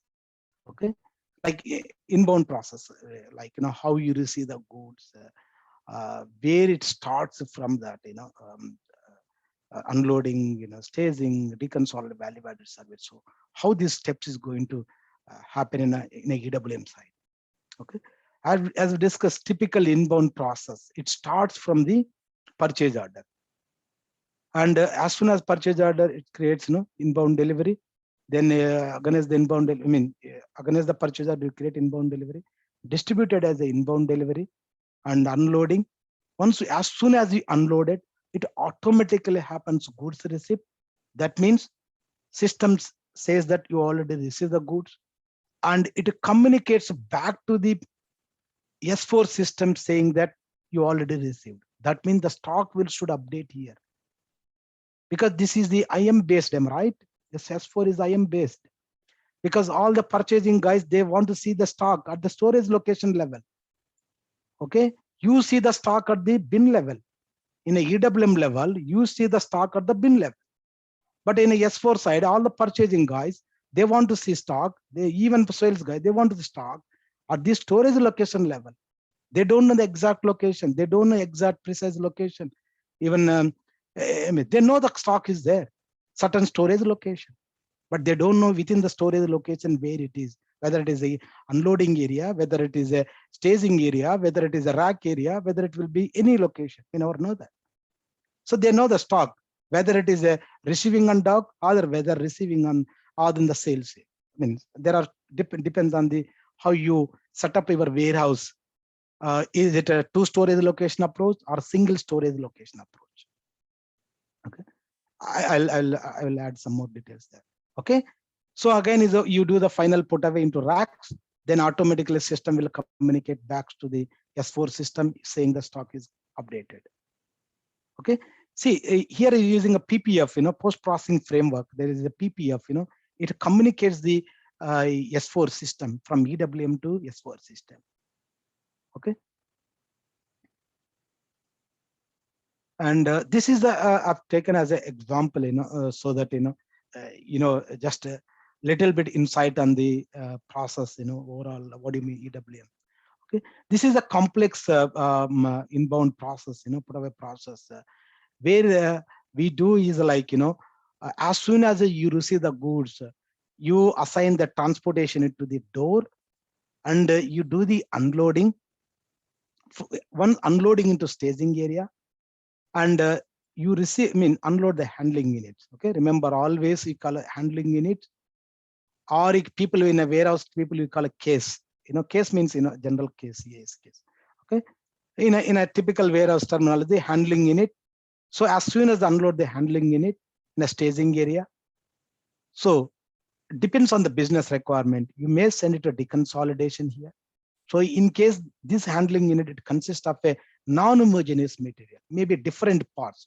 Maybe you get a different Coke and you can say Pepsi, and so 50% Coke, 50% means Pepsi.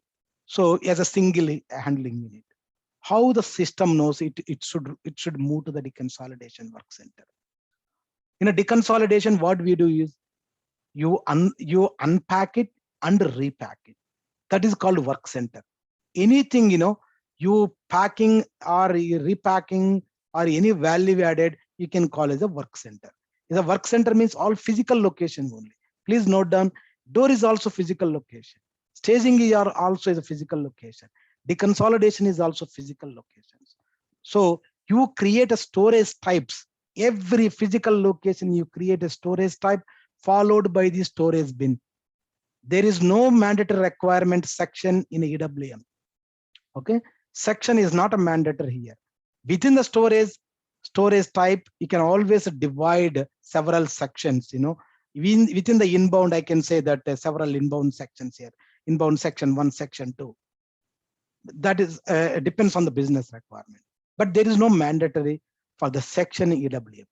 Okay, as soon as you create a storage type is a physical area where you define it. Even door is also physical area. Even goods area, staging area is also physical area.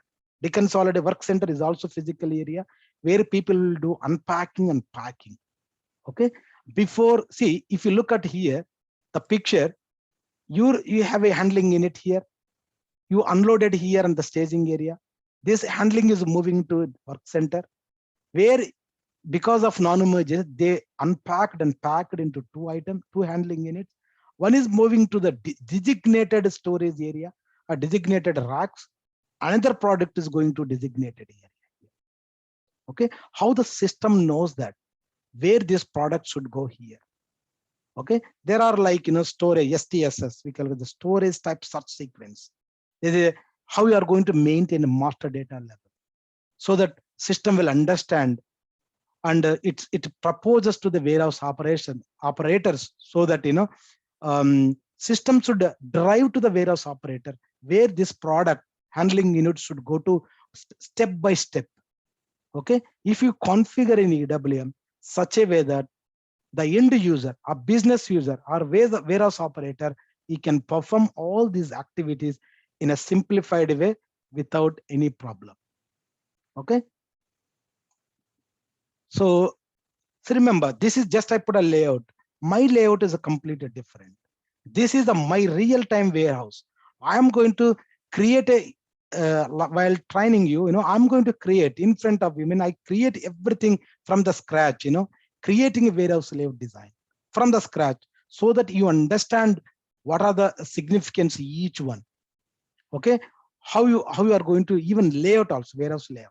I don't know, we don't need, but if you understand all these things, real time, when you are working in the real time project, you know that, oh, what this, oh, what is the significance of each areas. Okay, so we try to replicate real time warehouses and real time scenarios and real time problems, real time cases, so that you fruitfully learn EWM comfortable way. Okay, and this is the real time warehouse where I'm currently working. I try to simulate this one, real-time cases, and also we'll try to simulate as much real data, rather than maybe you may do some simple cases. I would request you saying that, can you upload some thousands of products? Can you simulate all these things, this process? So that way, you can handle even large volume of quantity and bigger handling units, rather than one cases you do and, oh, I learned it, rather than that. Okay. And I try to replicate as a real warehouse, in a real-time warehouse as possible. And also we will maintain all the racks, even number of size also, like how many pins, as much real warehouse we will replicate, so that you will learn real-time activities. Okay, and as we discussed, am I right? Here, I don't know how clarity for you to see this one. Okay, but what I'm trying to do is, now I'm going to create a. I think in one of the training we have created this full layout from the scratch in Excel. Yeah. Is it possible to show in Excel which you have created? That looks Yes, wonderful. sir. Yes. 1 second, please. Okay. Sorry, I opened.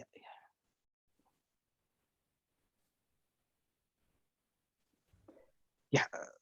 sorry, this one I'm just zoom out here. See, this is a this is a real layout. You can see that maybe check-in point, like check gate, and you can see these are the add means where vehicle will, as soon as you enter it, it will land here in add locations. Then based on the stock means if you go for advanced dock appointment scheduling, which vehicle should come dock for the inbound unloading. These are the doors, real-time doors I simulated here. Like typically is the 4 doors inbound area, so that this is the transportation in it. In another warehouse terminology called a trailer. Okay, this is a TU. Then you dock it through the door, you unload it. This is called inbound staging area in front of the doors, and from there you may unload it. That is the step 1. Step 2, move this handling to a deconsolidation area where you perform some more activities, and even you may send it to the VAS work center if you want to include some more activities, and before put into final put away in Vidal reserve. This is all the reserve area, or you want to go for maybe as I said, when you split it deconsolidation here, it become a 2 handling units. Then both you move to value added service, you perform certain activities. Maybe you add the label again, you repack it again, depends on business requirement. From there, one handling should go to Vidal pick face hierarchs and the reserve area. And all these are the mesh area. Mesh means flooring areas, ground floor, first floor, second floor. Ground floor, sometime you may go for some kind of automatic process also.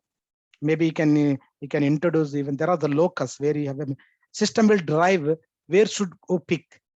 Okay, just automatic, the instrument will go to the respective bin and it stand there. So the warehouse operator will go there and he picks, and then you comes back. Then the system will, it shows another warehouse task, it goes to stand another way, another location. So that's where several options depends on the business requirement, whether they want to fully automatic or semi-automatic or manual approach. Okay, so I'm trying to simulate here as much as possible in a SAP. See that? Okay. This is what I'm going to do is unloading, deconsolidation, VAS work center, and from there going to handling the different location. Okay, and this is the outbound area. You know that outbound means as soon as you receive the order and you pick the items, generally you pick at the hierarchy area rather than reserve area. As we discussed, reserve area, majority we use replenishment for the hierarchy areas, replenishment. From here to you move stock from here, replenishment. And as soon as you get order, you pick the items and you move to the packing area, you pack it.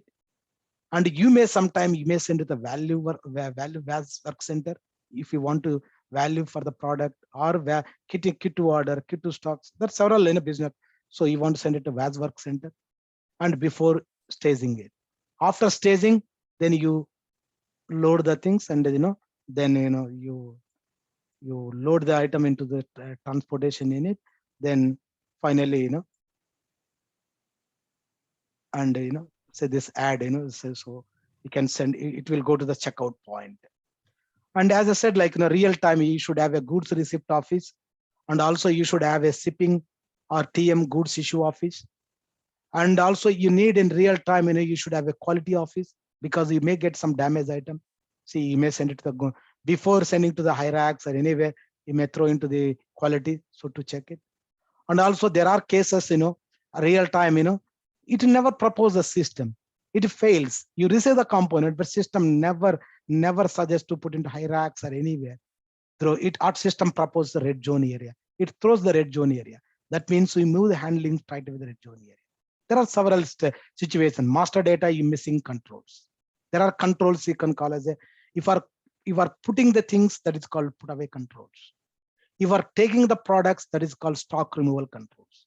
There are certain strategies we will discuss: put away control indicator, stock removal control indicators also. Okay, so red zone area, and also there are ID point, labeling point also there. We may use majority we use for process oriented storage control approach. That is one of the best approach to integrate all these steps in a single way using a process oriented storage control. The approach we adopted to simulate this one is a process-oriented storage control. And we have also layout-oriented storage control. Okay, anyway, we'll discuss later. That's too much information, but we have another approach. Even you can perform this activity using layout-oriented, but there are advantages, there are disadvantages each process. Then we will discuss further. Okay, and you can see that even I discussed, scrapping area. If some product damaged, if your quality system says, okay, no, I don't want this product is no longer worth, this quality guys straight away throw it in the scrapping area. Sometimes quality guys can suggest for internal rework. Quality guys can work for external work. Can quality guys suggest to return to work, return area, send it back to the vendor. Who sends the goods, we can send it back to the work center. Okay. And also kitting area, some certain area. So we try to simulate as much real-time warehouse layout, so that you can learn as much EWM solutions, a process you can call it. Okay. And we also this is a real-time warehouse which Mr. Naidu is working on. So he put it a lot of efforts to put it into the Excel and then getting the scenario simulated with the real-time business example. So if you're thinking that just a screenshot taken in the PPT from somewhere on the internet, it's not. It's real-time simulated, the real warehouse which we'll be going through. Okay. And also thanks, Parminder. And also storage types, we discuss systematically all the things, properly. We said what is a gate and door, like every information, we will try to create so that you will learn hands-on that. So even we'll try to simulate real-time bins, maybe as many bins as possible, and so these are the real-time, so that see now by this time that what are some terminology at least, so real-time we can simulate.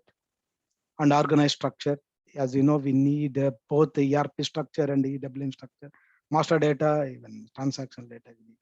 So we made organized structure and EWM organized structure. As we know that storage type, storage stack, storage bins, all these things.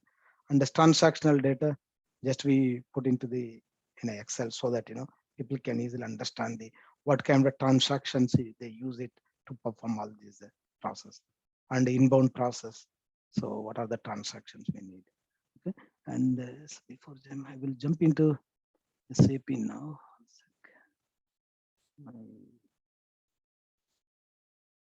Setting back to my.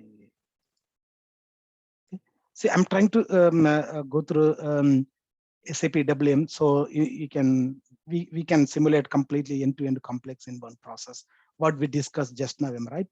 Unload it, staging, deconsolidation, validated service before put into final racks, final bins.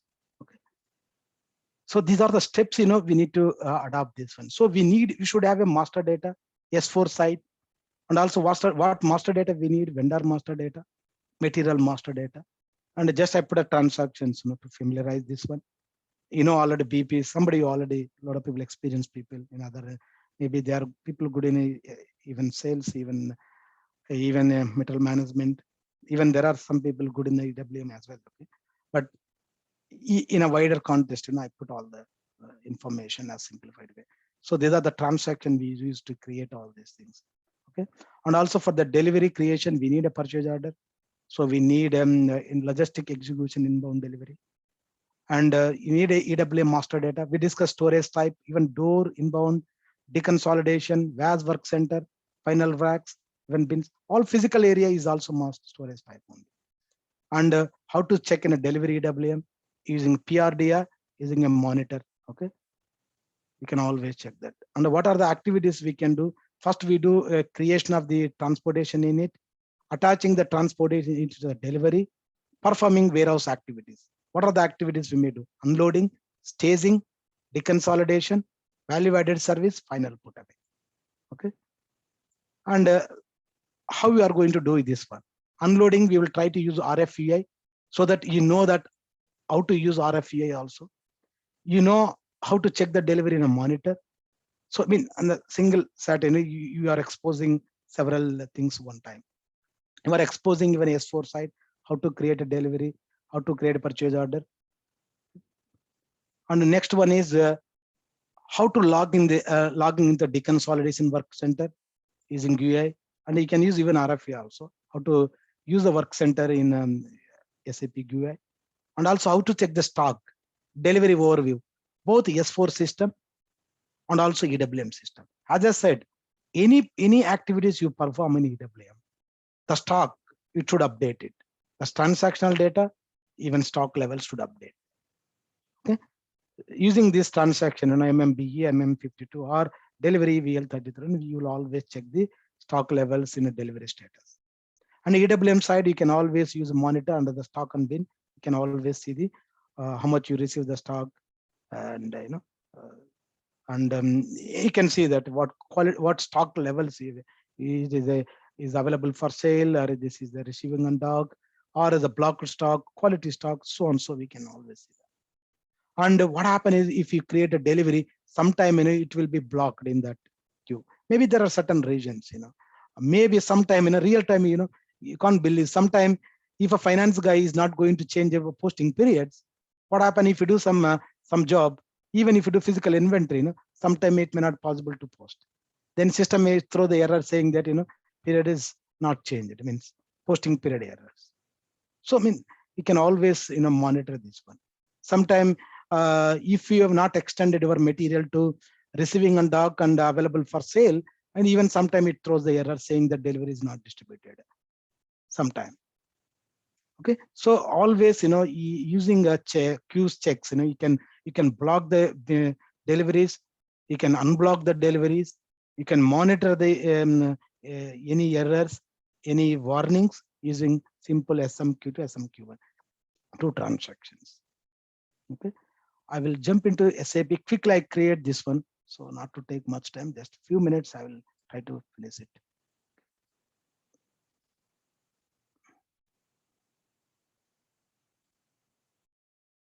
Sorry guys, I know it's too much, but we are trying to to explain what we are trying to do that.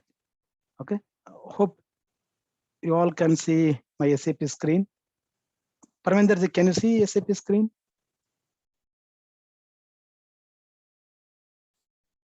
It got on the remote desktop connection, still not SAP screen. Now it's SAP. Now okay. It's there. Yeah. As we discussed them, right? Is the first is the purchase order. Okay, just before that, I don't want to make confused to you. See, first purchase order, inbound delivery, then inbound delivery distribute EWM, then we do all inbound everything. Okay, this is what I'm trying to do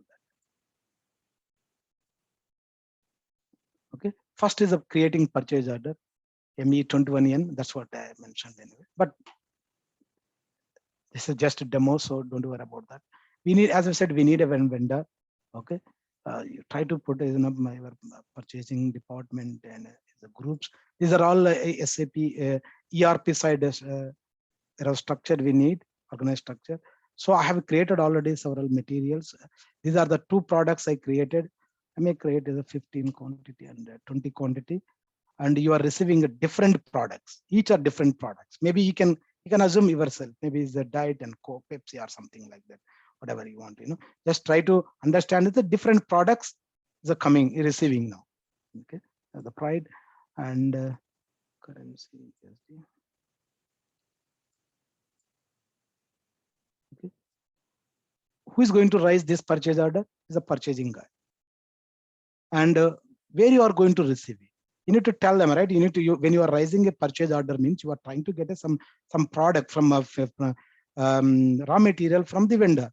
So that's what you supplier, that's called vendor. It's vendor details, and is a purchasing department, and where you need to receive it, which plant you are going to receive it, and which storage locations you are going to receive it. Remember, this storage location is the EWM managed storage location. Okay, this is called, I put as a 800D, is a receiving on dock. That means anything before final put away, that entire location is called receiving on dock. Okay, that means when you unload it, even staging area, deconsolidation area, everything, until you can call as that entire storage location as a receiving on dock. Then I will map entire area into one storage location. Just I will enter it and say that. This is a MM side, okay? Don't worry much about this. Yeah, these are the warnings. So don't worry. I'm going to create it the purchase order. Okay. So purchase order 753 is created. Then I'm going to create an inbound delivery, VL31N. Okay. In a real time, how you are going to create inbound delivery? The supplier is going to send a advanced shipment notification. Okay. As soon as you receive the advanced shipping notification, they create a shipping department inbound side. They create a inbound delivery. So you know the purchasing is the department is creating purchase order based on the advanced shipping notification. So somebody will create an inbound delivery. There are different business users, they create deliveries. Whether creating delivery is a batch or manual, it depends on the business requirement. Sometimes they may create individual one, sometimes they may create all batch, maybe 6 hours, sometimes they will run it single transaction. Okay, so I'm going to put as a demo as a one now. Okay, just I put a TU complex inbound. This is this externality is called shipping notification. This is the ASN is important for the when you receive the goods, they will use ASN only. Okay, to attach the TU or anything. Okay, so ASN is a very important significance.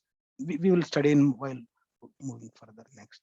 Okay, so this is the delivery. It looks like saying that what are the quantity you have seen and what is the item categories and shipment, okay, and gross weight and the volume and what are the products, what is unload, where is going to unload it, stock placement. See, as I said, you're receiving a plant and receiving a dock, 800D, it's EWM managed, okay, and sometimes you may receive directly raw material without packing, sometime with packing.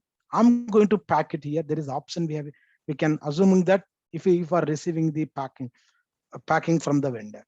So generally this packing material, no, you can call it a generic material because you don't know what kind of packing material you are receiving from the vendor. So as generic, in a general, no, we can call it a generic packing material here. Okay. So you pack these products into single handling unit. See, is handling unit is already created. This is the S4 side handling unit. So this is the number. Oh, sorry. I didn't select. You select this one, 2 products, then there is a pack option. You can always pack the product. That means you are receiving the packing material. See, here in the bottom line, you can see that delivery is inbound delivery are saved and distributed to the WMS system. That is called EWM system here. That means how is the system is distributing here? If you have not maintained integration, as we discussed, system integration. If you have not done that system integration, the flow may not possible. So here play major role how the distributing delivery from S4 system to EWM. So system integration will play major role. Assume that is a distributed. Now where I can check it? As I discussed, like, I can check my deliveries, 2 transactions. One is the SAWM, PRDI, if I want to check all inbound deliveries, PRDI. This is one transaction. Or another transaction I can always check in a monitor. Okay, this is a most powerful analytical tool where you can see everything. It is asking my warehouse. It is asking my standard warehouse monitor. This is a standard one. What we are trying to present here is the SAP best practice system, so that a lot of configurations is existing here. Okay, so I can see my deliveries. This is the monitor looks like. See, all outbound, inbound, physical inventory, documents, stock and bin, resource management, product master data, labor management, billing, material flow. There are several things we have. And if I want to see single delivery, I can always go for PRDI. This is one option. How I can track my delivery data? If you have hundreds, thousands of deliveries, as I said, people use advanced shipping notification or a logistic execution delivery. LE means if S4 delivery is called it logistic execution delivery, or you can see purchase order, manufacturing, and so on. So, okay, for our understanding, as I said, I'm going to use advanced shipping notification because the real time majority time user advanced shipping notification. See, the delivery distributed. They have created 2 products. The two products, the quantity is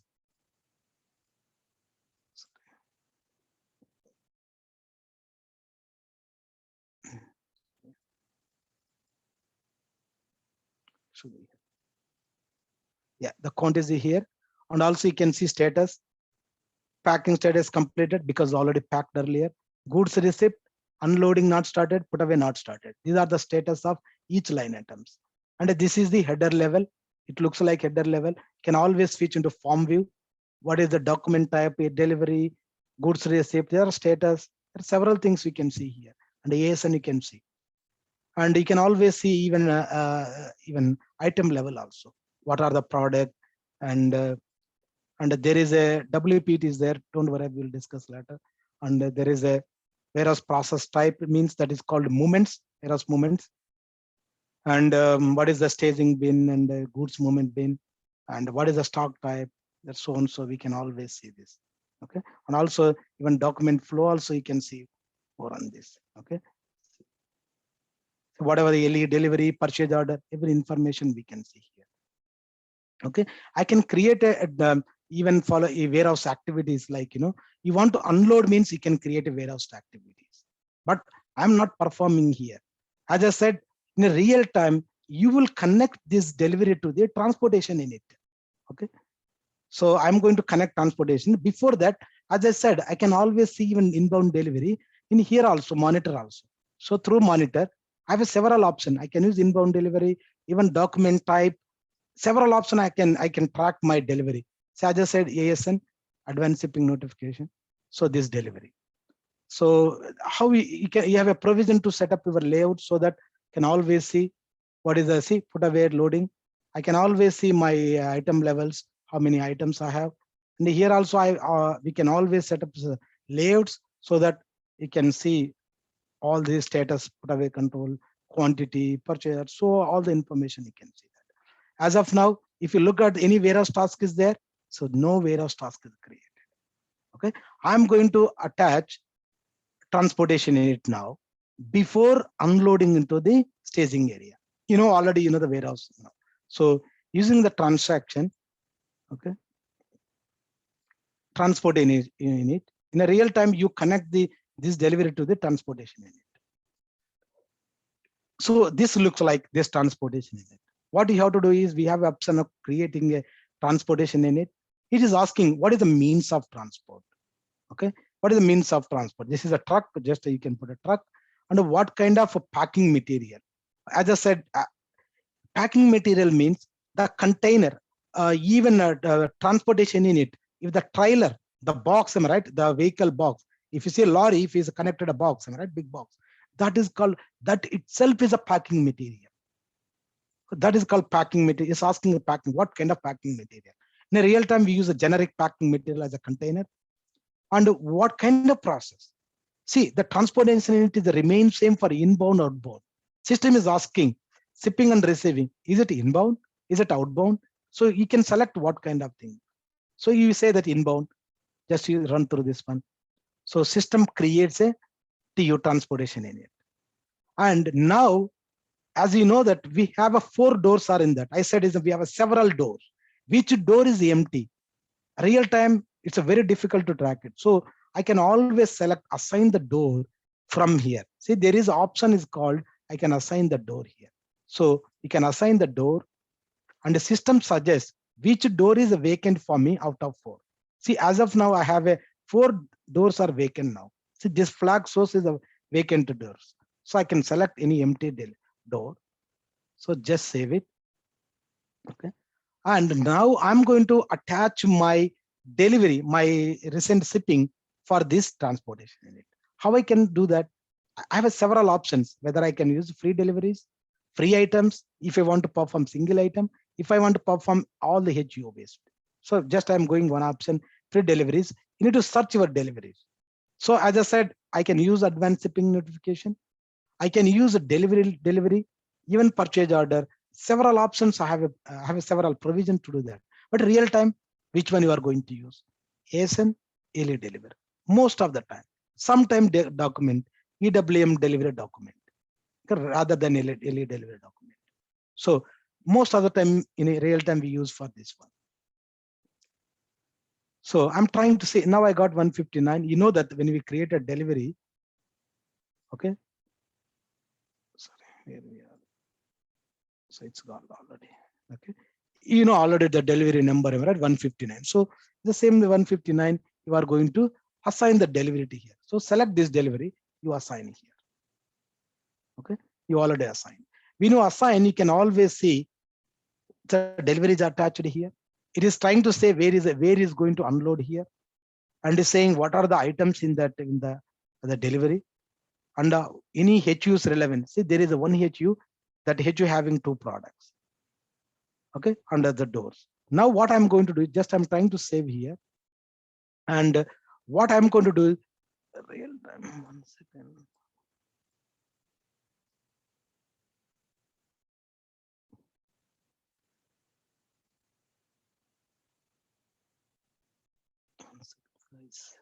Trying to draw something. Okay, wonderful. Okay, so as we discussed, am I right? We have several doors. We have a staging area. Now I am attaching the transportation in it to dock it here, this door, and I'm trying to unload here. You know that HU is already there here. That means the truck is having already HU here. Okay, that's what I'm doing. Now I'm trying to create a warehouse task for this to unload here through this one only.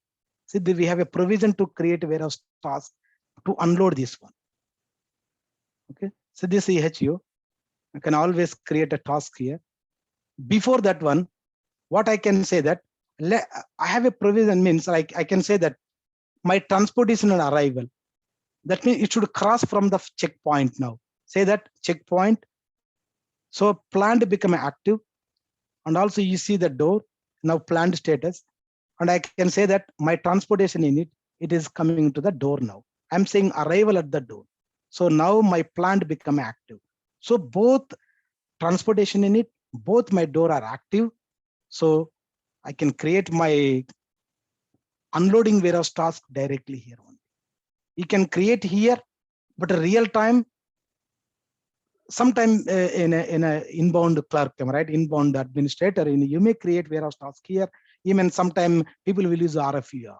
There are several provisions where we can create warehouse task for unloading. Okay, I'm trying to create warehouse tasks here. See, the task is created now. This is a source of task is created here. See, there is a warehouse task here. Okay, the created, and the system source, when you, where is a destination area, the system is already proposing is a GR zone area. That means staging area.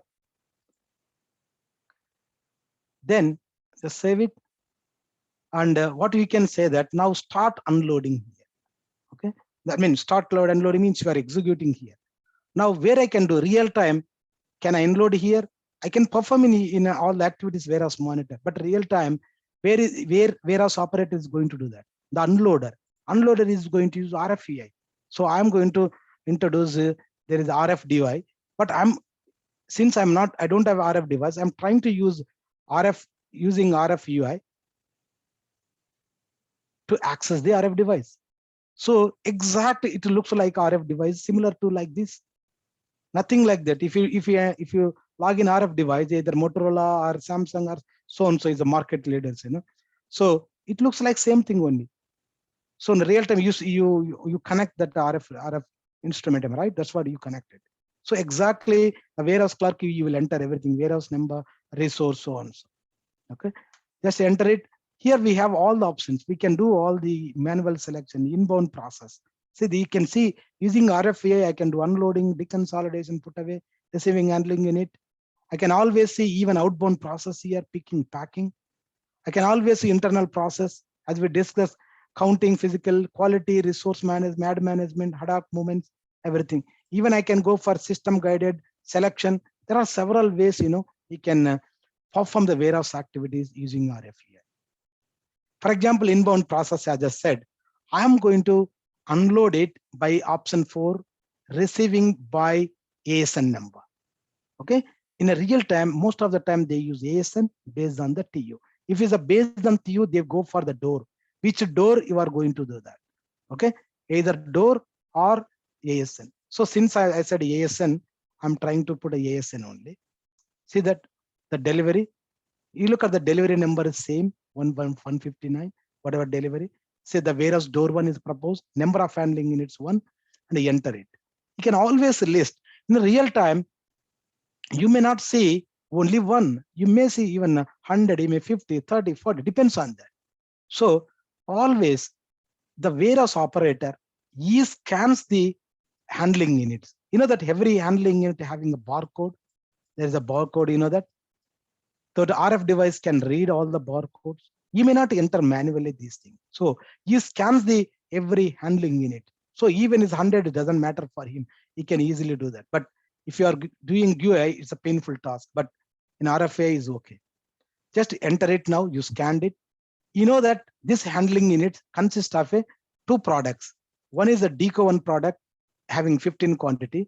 See, I can see one more. I can always see next level here. Okay. So next to component, I can see there is another product 20 quantities. The both having one single entity. You have a provision to change the quantity. You have a provision to change the packing material also. You have a provision to do all these things here. In case even change quantity is possible to do here also at the unloading level. Okay. So now you can say that, see, already warehouse task is created. You know that we have created the TU level only. It shows here. If it is not created, this one be empty. Certainly you can use this one. You can always create the unloading tasks here itself. Then you can, using RFA, you can confirm saying that you unloaded. Two things happening. In a RF, you unload it. Who is going to do physically? Am I right?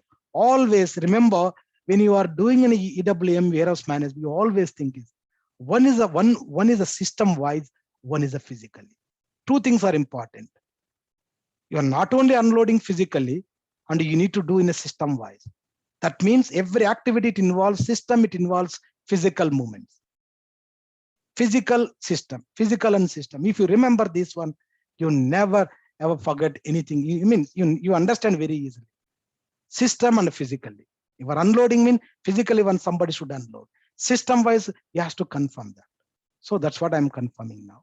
And you need to scan the staging area in a real time. In a real time, if you have a doors, okay, you may not scan this one.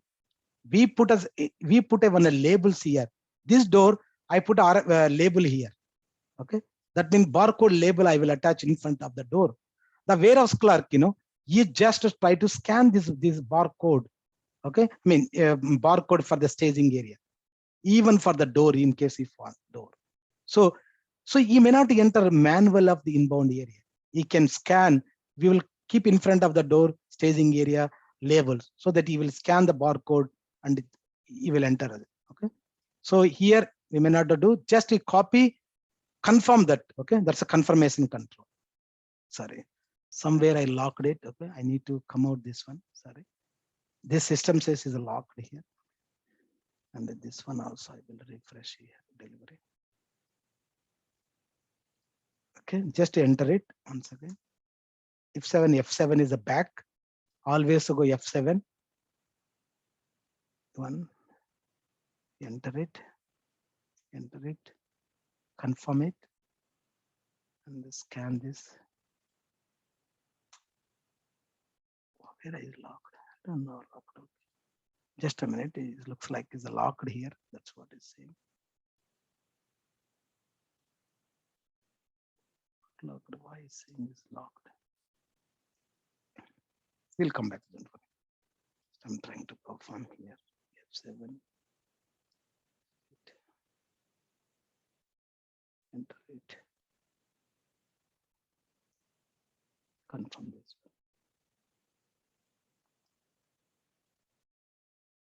Okay, you scan, you confirm this is unloading task now. That means you unloaded from the through the door to the staging area. Okay, when you look at the monitor now, you see monitor for the delivery. As I said, delivery, we can always go for ASN. Okay. You see warehouse task now. always we have select layout, so that where we can see, we have several steps, as I said, unloading. See, unloading is already completed now. Okay, this is a C means is a completed. So these are several tasks. See, here is IB01 is unloading, IB02 is a deconsolidation, IB03 is a final put away, and there is another step is called VAS, that is called VAS activity center. So remember, for everything there is a source HU, source storage type, and source bin. From here to it goes to the destination bin, destination type and destination bin. So everything we have one source HU, source storage type, source bin. Similarly, we have a destination storage type and a destination bin. That means the product moves from one storage location to another storage location. As of now, from door to we have moved to the staging area here. That is called, okay, from door to staging area. This is the staging area. You unload, the product is now here. What system is telling, because after as soon as unloaded, is asking to move to the deconsolidation area now. See, IB0 to deconsolidation. From this is the staging area, and this is the work center staging area.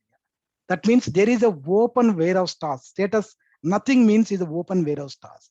Is asking warehouse clerk to move from here to here. So I can perform this one straight away here only. I have a provision to do several ways, so I can confirm warehouse task here. So that means the product I moved, the handling unit, I moved from GR area to deconsolidation. Still this is the waiting here. That this product, the waiting means it is one product is going to wide aisle pick phase, another product is going to the reserve area. See, one deco one is going here and deco 2 is going here. How the system is predicting based on the storage put away control indicators. How you maintain, what level you have to maintain. So these are all like we discuss in when you start real-time training. Okay, so now is the component. Handling is the deconsolidation. So I need to log in into deconsolidation. I have a provision to log in deconsolidation several ways. If warehouse operator is doing, you can always go to inbound. You can always do deconsolidation. You can log in. You can do the deconsolidation here. Okay, if the warehouse operator is doing this RFEI. Okay, I'm going to see here in a desktop level, we have a transaction called /SAP. Don't worry that these transactions, you can always remember decons. When you're working, you can always see this. See, it is asking what is our warehouse and what is work center. As I said, deconsolidation is a physical location. You need to select your work center layout. When you set up the system, so what do you mean by work center? What is a handling unit? Which handling unit we received? This is the 107 is handling unit. And then you can always insert your handling unit, and then you can do deconsolidation here. See, both products is a single handling unit. Now, as soon as you send it to the deconsolidation, warehouse operator, the one more warehouse operator, he will perform unpacking and packing. That means he will unpack this whole handling unit and repack it. Using the options, we have a deconsolidation. I can always deconsolidate this one. How system knows this product should undergo deconsolidation? There is a method is called consolidation group. Based on the consolidation group, I can always distinguish which product should undergo deconsolidation work center, which product should not undergo deconsolidation center. Imagine real time you receive hundreds of handling unit, which product should undergo deconsolidation, how the system knows. If you manage configuration such a way that you can always, system drives everything. Okay, so since it's one or two products is straightforward for us. Okay? So I'm doing based on deconsolidation, the consolidation group, I can always distinguish which product undergoing deconsolidation. So I selected main handling unit, and under the first product, I'm going to, I can deconsolidation same location, same work center. What pack material? Whether I'm going to use same pack material, different. If you maintain different packing material, I can select appropriate packing material. What kind of packing material? In a real time, we have a Euro pallet, CHEP pallets, US pallets. There are several pallets options are there. Okay, and the totes, a small kind of a job product means totes. Okay, there are several. We will discuss what kind of packing materials in existing in the real time world. Okay, so just a generic one I created. So I'm doing this one. Okay, he's asking consolidate using right consolidate. Yes, I said this. So that is a repack now. So remaining also I will perform same activity for remaining one. So I will repeat same one. You can select this deco. You need not select, it doesn't matter. Automatically it goes here only. So only you need to select what packing material while repacking now. We are doing repacking now. That means unpacking and repacking. See, as I said, always two things: system wise, physically. System wise, warehouse operator, he has to do this job, and physically one person will open and again repack. So two things same time, system and physical. So I have a system has created for me splitter. See, now 29 and 30. Sorry, 29 is missing here, but I can go back all the time. Just save it here. And okay, the system is created two handling unit. The original handling unit, it vanishes. Okay, remember the original handling unit is no longer existing, because when you unpack and pack, the original handling will no longer be there. But still I can track it. Where is the original handling? Okay. Now after unpack and repacking, the original handling is obsolete. Now it become a new handling unit 8 series, 29 and 30.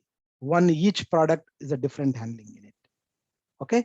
Now, how do I know my system, like, whether my packing is completed, whether my repacking completed? Okay. If you're not confirming here, if you're not proceeding next step, system never proposes for the next movement. Means next moving from one location to other location. So you need to tell the system saying that yes, unpacking is completed. How do I confirm it? I can do either RFEI or in a GUI. See, here we have a provision. See, there is option is called complete process step for HU. That means unpacking is completed. Can you create next warehouse task to move this item next activities? That is a significance. In another term, you can call as a handling unit close. Close the handling unit in another term. Okay, you are saying that your activity is completed. Okay, close this activity, create a next warehouse activities so that we can perform the next activities. Okay, just I'm going to say that complete process step. You select this handling unit, try to complete the process step. Just save it. Go back to the monitor, look around your status. What will happen now? My product, where is it trying to move that? See, just I'm trying to refresh. Now, it is suggesting to move to the VAS work center. See, now you are moved staging to decon. Decon all your performed unpacking and packing. System is proposing to me VAS work center for me. VAS work center. See, this is what two products as of now here, and it is asking to propose to move as work center. So both are where status source empty. That means you need to move that. So the warehouse operator, you move the both handling unit to the VAS work center. Okay, confirm in the background. That means you are moving to the product VAS work center. Now, if you look at the status, if you look at this where handling units are there lying, always, you can always check this one. Already here. Okay, I can always show here one more time where you can see status all. Same monitor, using monitor. Monitor is one of the central warehouse tool where you can check status. See, I can always check this status. Okay. For example, 3829, maybe if you want to check both, you can always check even both one. I can always see the movements also. See, I can always track, see the current one, even I can see physical stock also. We'll discuss what is physical stock. See, as of now, we stores a stock F1. Remember, any stock with before confirming the final racks, the stock type will be F1. That is months. F1 means it is a receiving on dock only. Okay. So the status where is lying. I can see several ways, not only this approach, even I can see documents. I can always use a warehouse task to monitor my handling units. Okay. So now system is proposing me to go to the VAS work center to perform certain activities. So I'm going to create one more, I'm logging into the VAS work center now. So to log into the VAS, we have VAS EXEC. Okay, to log into the VAS work center. So there is again here also physical location work center. To log into the work center, we will discuss how to set up VAS. What do you mean a VAS order? There are several things, but assuming that how you can perform all these activities. Okay, sorry, it is not coming. There is a bug in the system actually. So just I will correct that things. What happened is as soon as you create a delivery, okay, it creates a VAS order. But there is a step also there because where should go there. Okay? But in the work center, it's missing here. So I can always update here, but in real time may not happen, but only in a best practice system, we have this issue. Okay. So here, now VAS where should go, there is a work center you have to set up here. So this is a missing. Okay. Even this one also, we have two products. Step is there, is a VAS step is there, but the only thing is work center is missing here. Sorry, I need to change it. As I said, only this issue in a demo system, but best practice system, not in a real time. Okay. So this work center is missing here. I'm coming back. So back to our VAS work center. Now, if I say this, it works now. See the VAS activities, you can see that. I just said VAS VAS is a very big topic. Don't worry too much that. Assuming that VAS is a real time, you can do the repacking. You can even label it. Even you can kit to stock. There are several options we have. We can perform all these activities in a value-added service. Okay. As I said, remember system physical. In real time VAS, who is going to do? There is a warehouse clerk is going to do that. Not even warehouse operator. That means we have two people, one guy warehouse operator, you do physically some activities. One warehouse clerk means is above warehouse operator. So he performed these one in the system and physical. So now if I do VAS activity, I have a provision to do that. Like, okay, I'm going to add the label. Okay, starting. See, there is a status become a B now. If I say end variance, become a C. That is a VAS activity is completed. Same thing here also. Another product, because I have a two product, DCO1, DCO2, and there are two handling 29, 30. So I'm trying to do now repacking here. That's what I'm trying to do then. Okay. So I'm doing this is as of now A activity. That means just double click on this. Double click on the gear symbol VAS activity. You can see that there is a status here. Not at start, be in process, completed, so on, so. That means when my warehouse operator is doing repacking, then I will say it's a start. Okay. When he performs that activity, then I can say that if you don't have any variance, no issues, then I will say that end, the process is completed. So system says that the VAS activity is completed. So remember, VAS is not a simple topic. It's not a simple topic. A lot of configuration is there, so much detailed there. And also there is the pack specs required to what is the package specification, how to define package specs. There's so much big topic, but we will discuss, going further. Okay, but as of now, assume that we have repacked here in a VAS work center. Okay. As I said, even you have done here, if you go back to see the status always, you always track the status, am I right? The delivery status. So who is going to monitor the delivery? The warehouse supervisor. He checks every time what is happening here. See, as of now is the weight B only. Then you already completed VAS. As of now is the stock lying at the VAS work center. You have done it to VAS work center, VAS activities, but still system is showing B is a waiting. B means the waiting. A means a cancelled, B is a waiting, C means confirm, nothing is there open. Okay, as of now, B is a waiting. Though you completed value-added service, VAS activity, but still is there. So as I said, like, you need to tell the system saying that you have closed, you have repacked, or whatever you have done it. So same thing here. So complete process step. Remember, in RFEI, we don't have a provision called VAS work center like deconsolidation center. In a real time, maybe if a business says that, hey, can you include VAS work center in RFEI? That is again different ball game, where you do that complete from the scratch.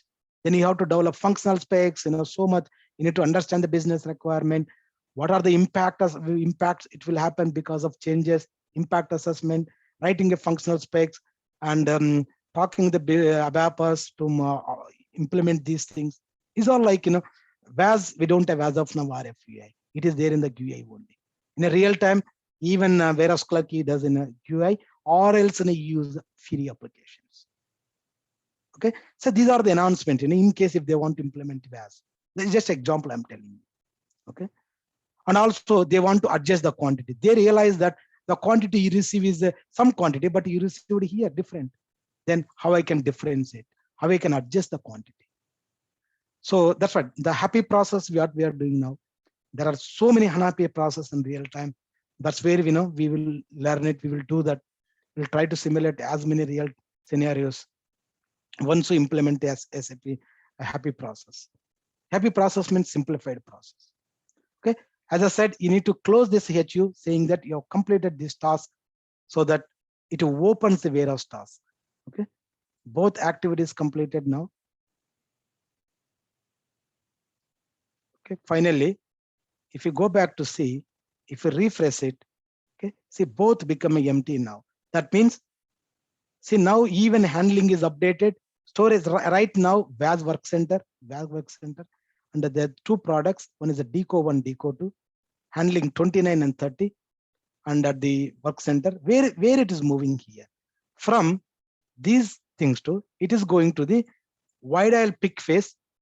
System is already proposing bin based on the put away control control indicators. There is a storage type such sequence rules under the determination procedure. So under this one also, system is proposing to the finally wide aisle pick phase and wide aisle reserve. That's what we discussed, right? So now, if I confirm it, as we discussed, I'm going to finally my warehouse layout where I'm there. Okay. See, after VAS, one HU is moving to the wide aisle reserve. Another product is moving to the high racks.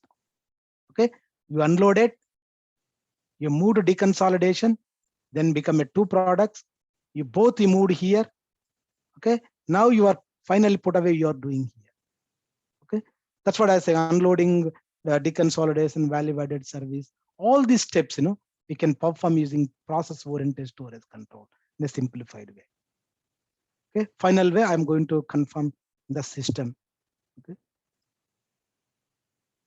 Sorry guys, I'm nearly there to finish this. I can confirm both one time. Okay. So system is going this way. Okay.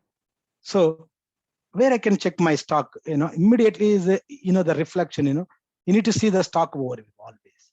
Go to the monitor. See the stock is updated. Always go to stock and bin. Even I can go for a handling unit. Okay. Even always stock overview. Even stock overview based on the product I can see whether if it is a DECO 1 product or like I can put multiple products same time. Sorry.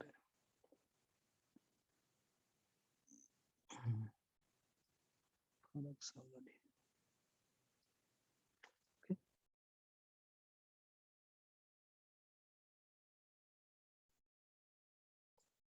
DECO 1. This is somebody has done it. So these are the two products, and I can run through this one. I can always check this one.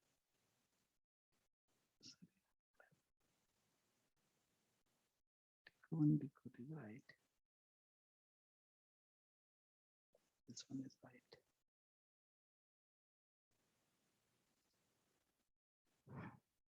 Okay, 1 second.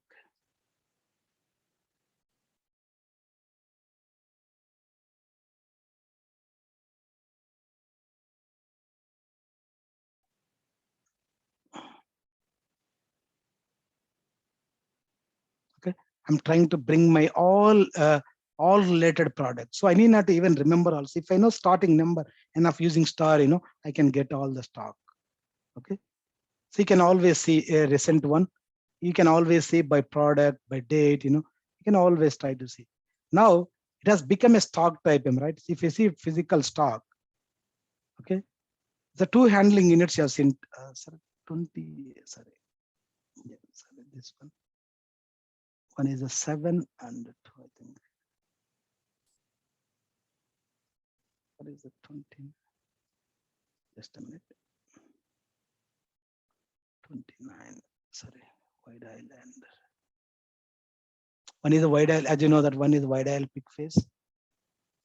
This one, 29. Another one is this.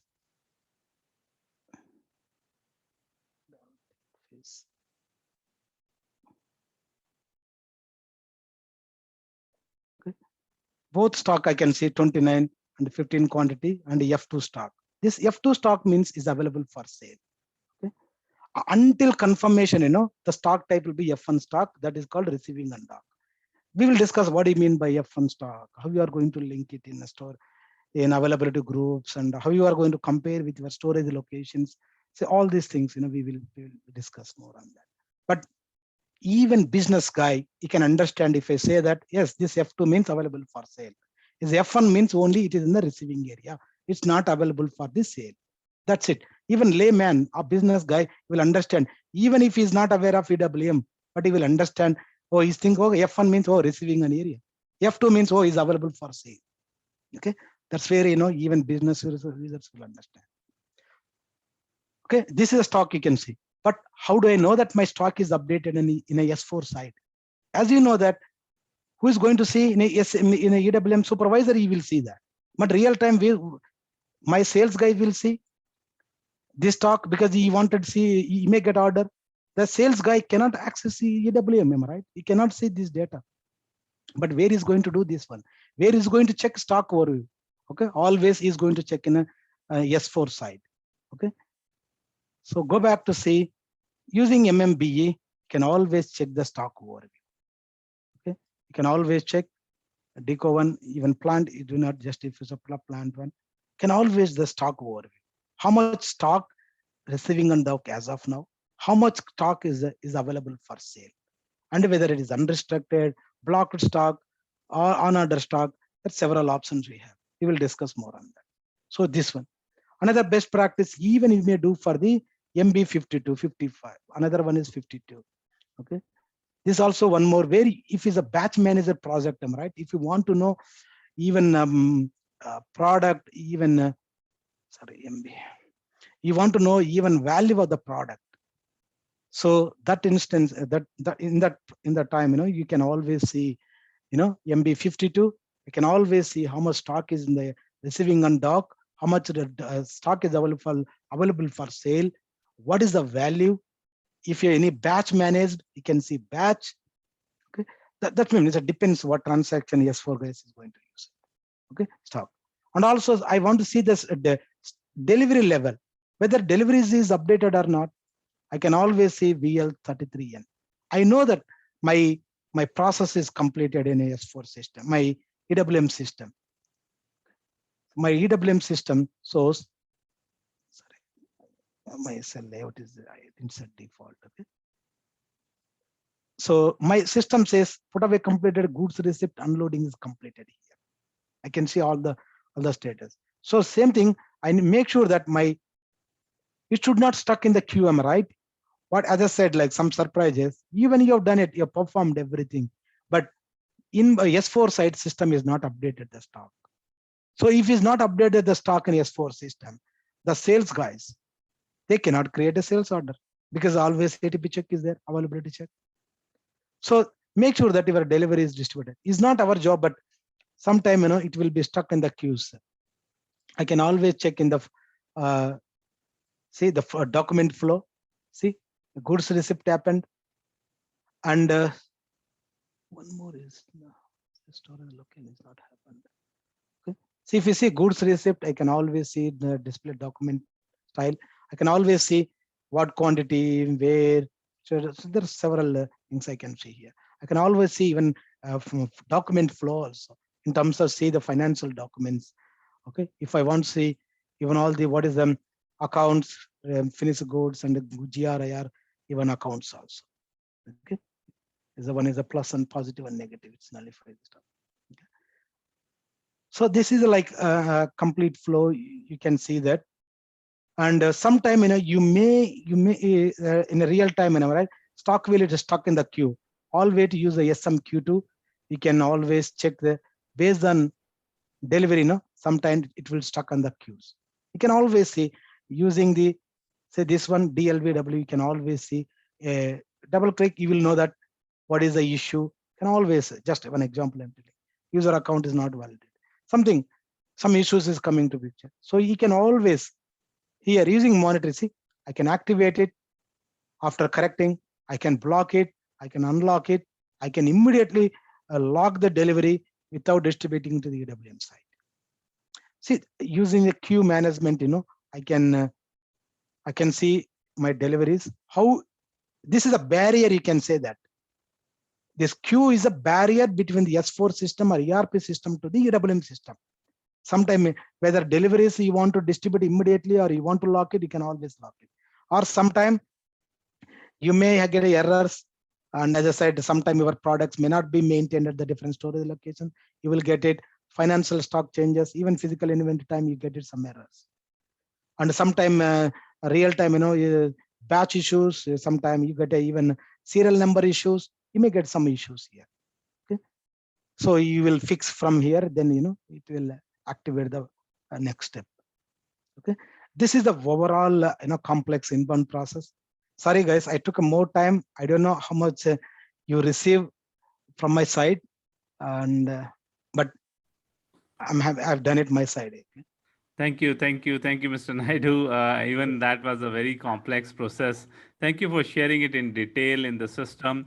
You can see that a lot of configuration and everything has been done in the system to show this process end to end with vast activities and with a lot of different steps in detail has been shown by Naidu. Yeah. So thank you for covering in detail. We really Thanks, appreciate Parminder. it. Yeah. Thanks, Parminder. Okay, so with this, we are ending our this topic of SAP EWM. So I hope that you would be able to get it. So what I want that I have put it one link over the LinkedIn. I would mention it again. I have asked a small question to you guys, so you can try to answer that. That which thing you would be preferred to after attending today's session? Which part you will prefer to do IM, WM or EWM, which you would prefer. Okay, so where is that link? Let me check again.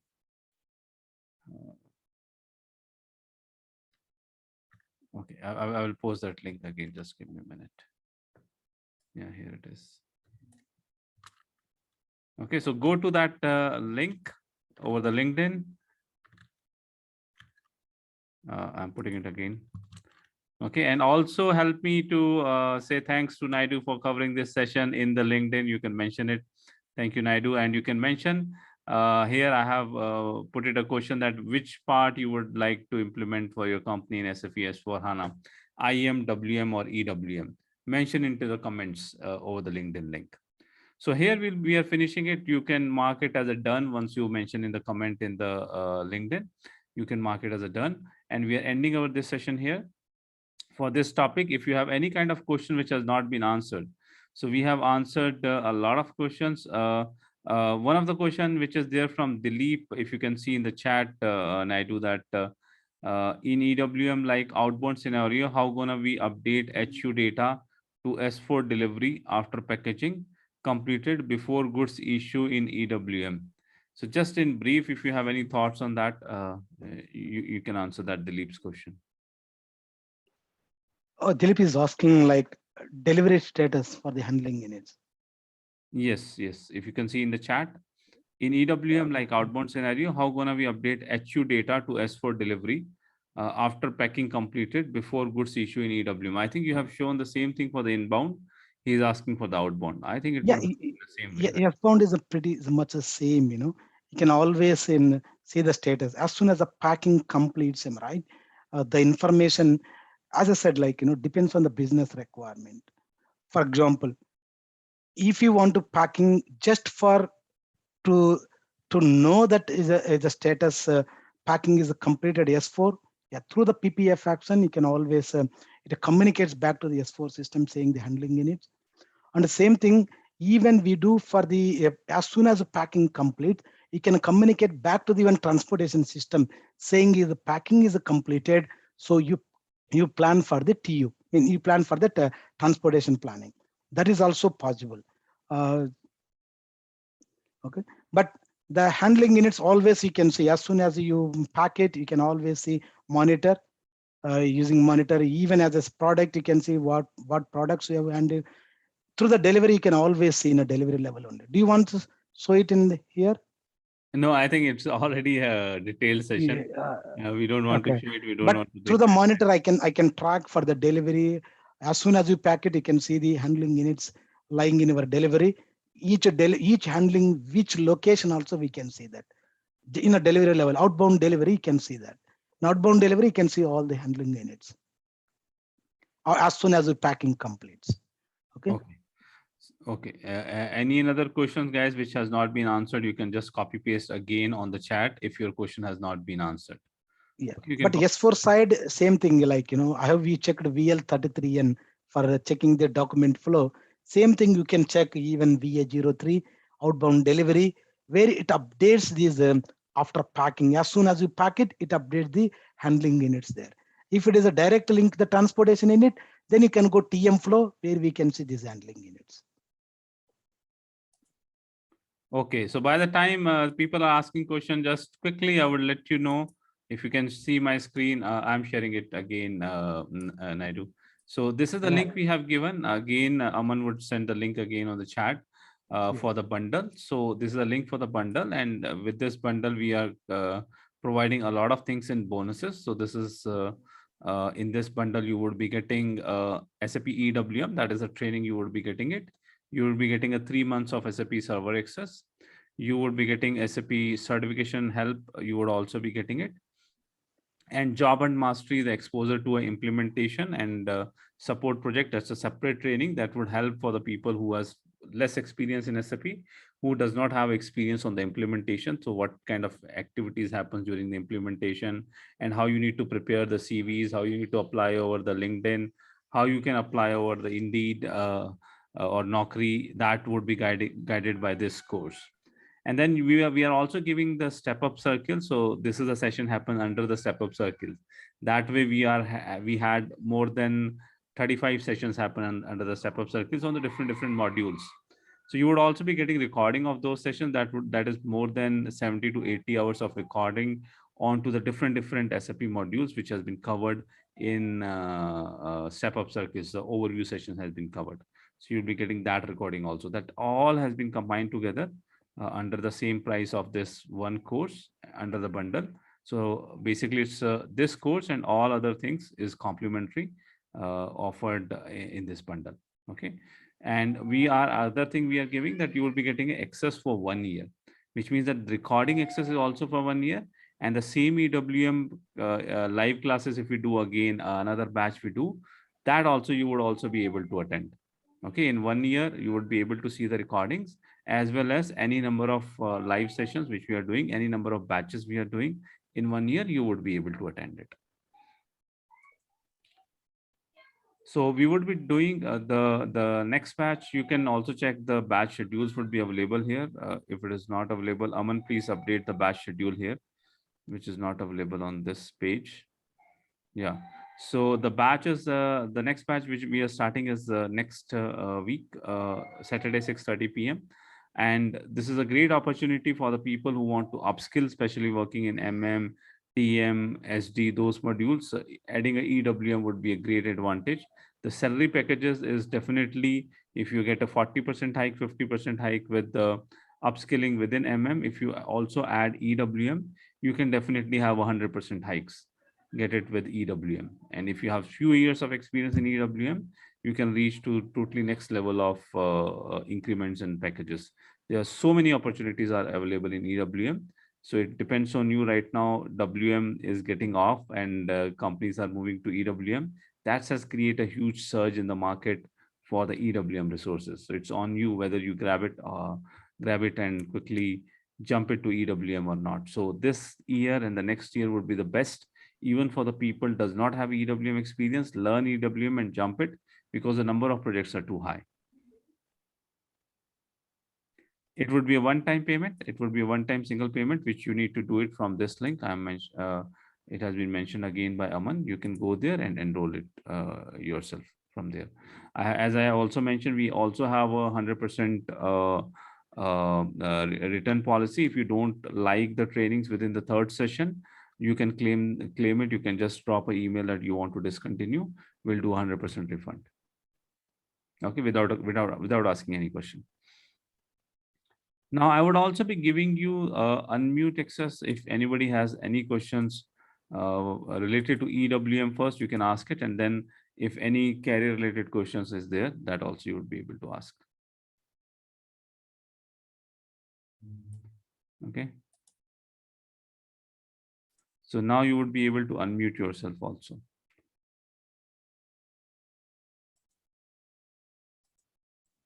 Parminder, can you explain like the way to jump from like junior consultant to senior consultant, the steps maybe? Way to jump from the junior consultant to the senior consultant. Is that your question? Yes. Okay, so how many years of experience in the junior consultant level? About 3 years experience. 3 years as a junior consultant level. So generally from the and which country? UK. UK. Okay, so that's a different story. So Europe, US, and India Asian market works on the different level. In Europe, and especially in the Europe, you need to work on one level for a longer.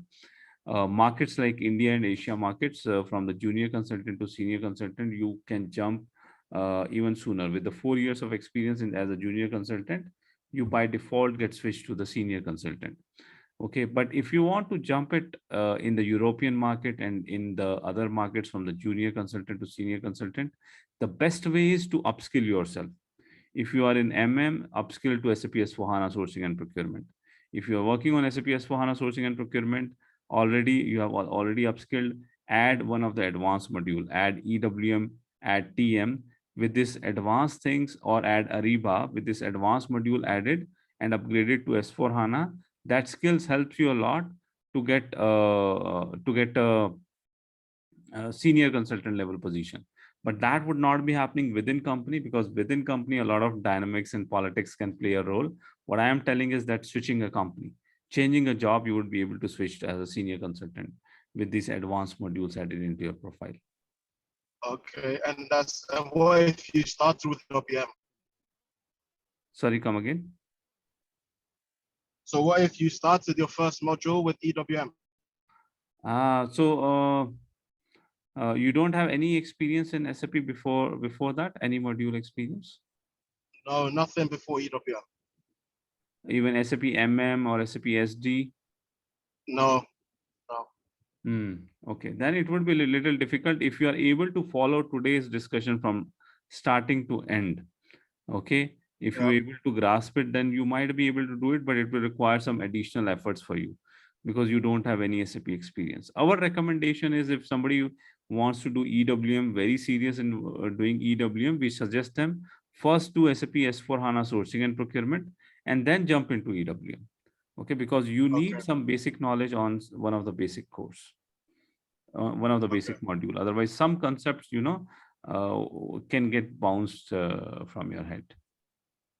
Okay, so start with S4 and then do the EWM after. Yes, right. Himanshu has a question. Will it be instructor-led training? Yes, Himanshu, this is instructor-led training.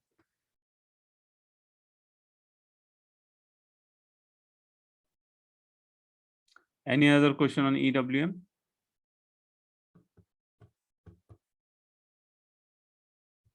Okay, if you don't have any other question on EWM, any question on the career consulting side?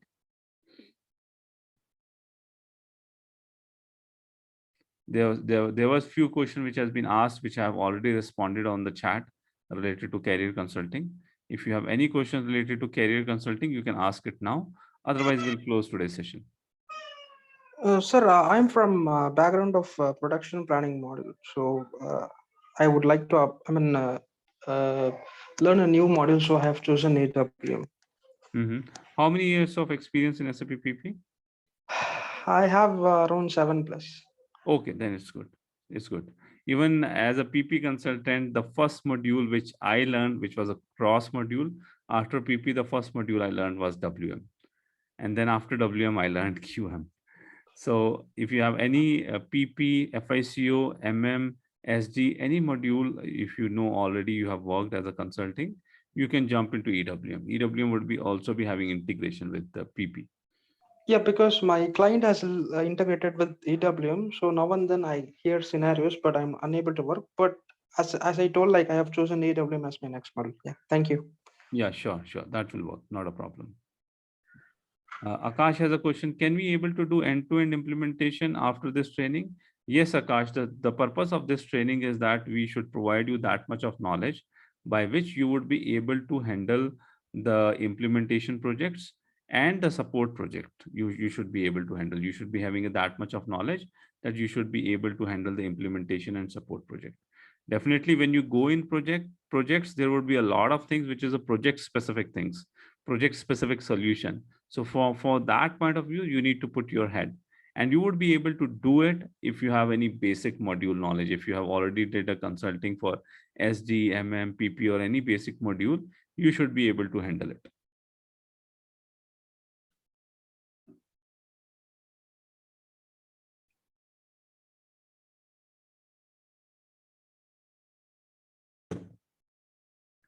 Any other question, guys?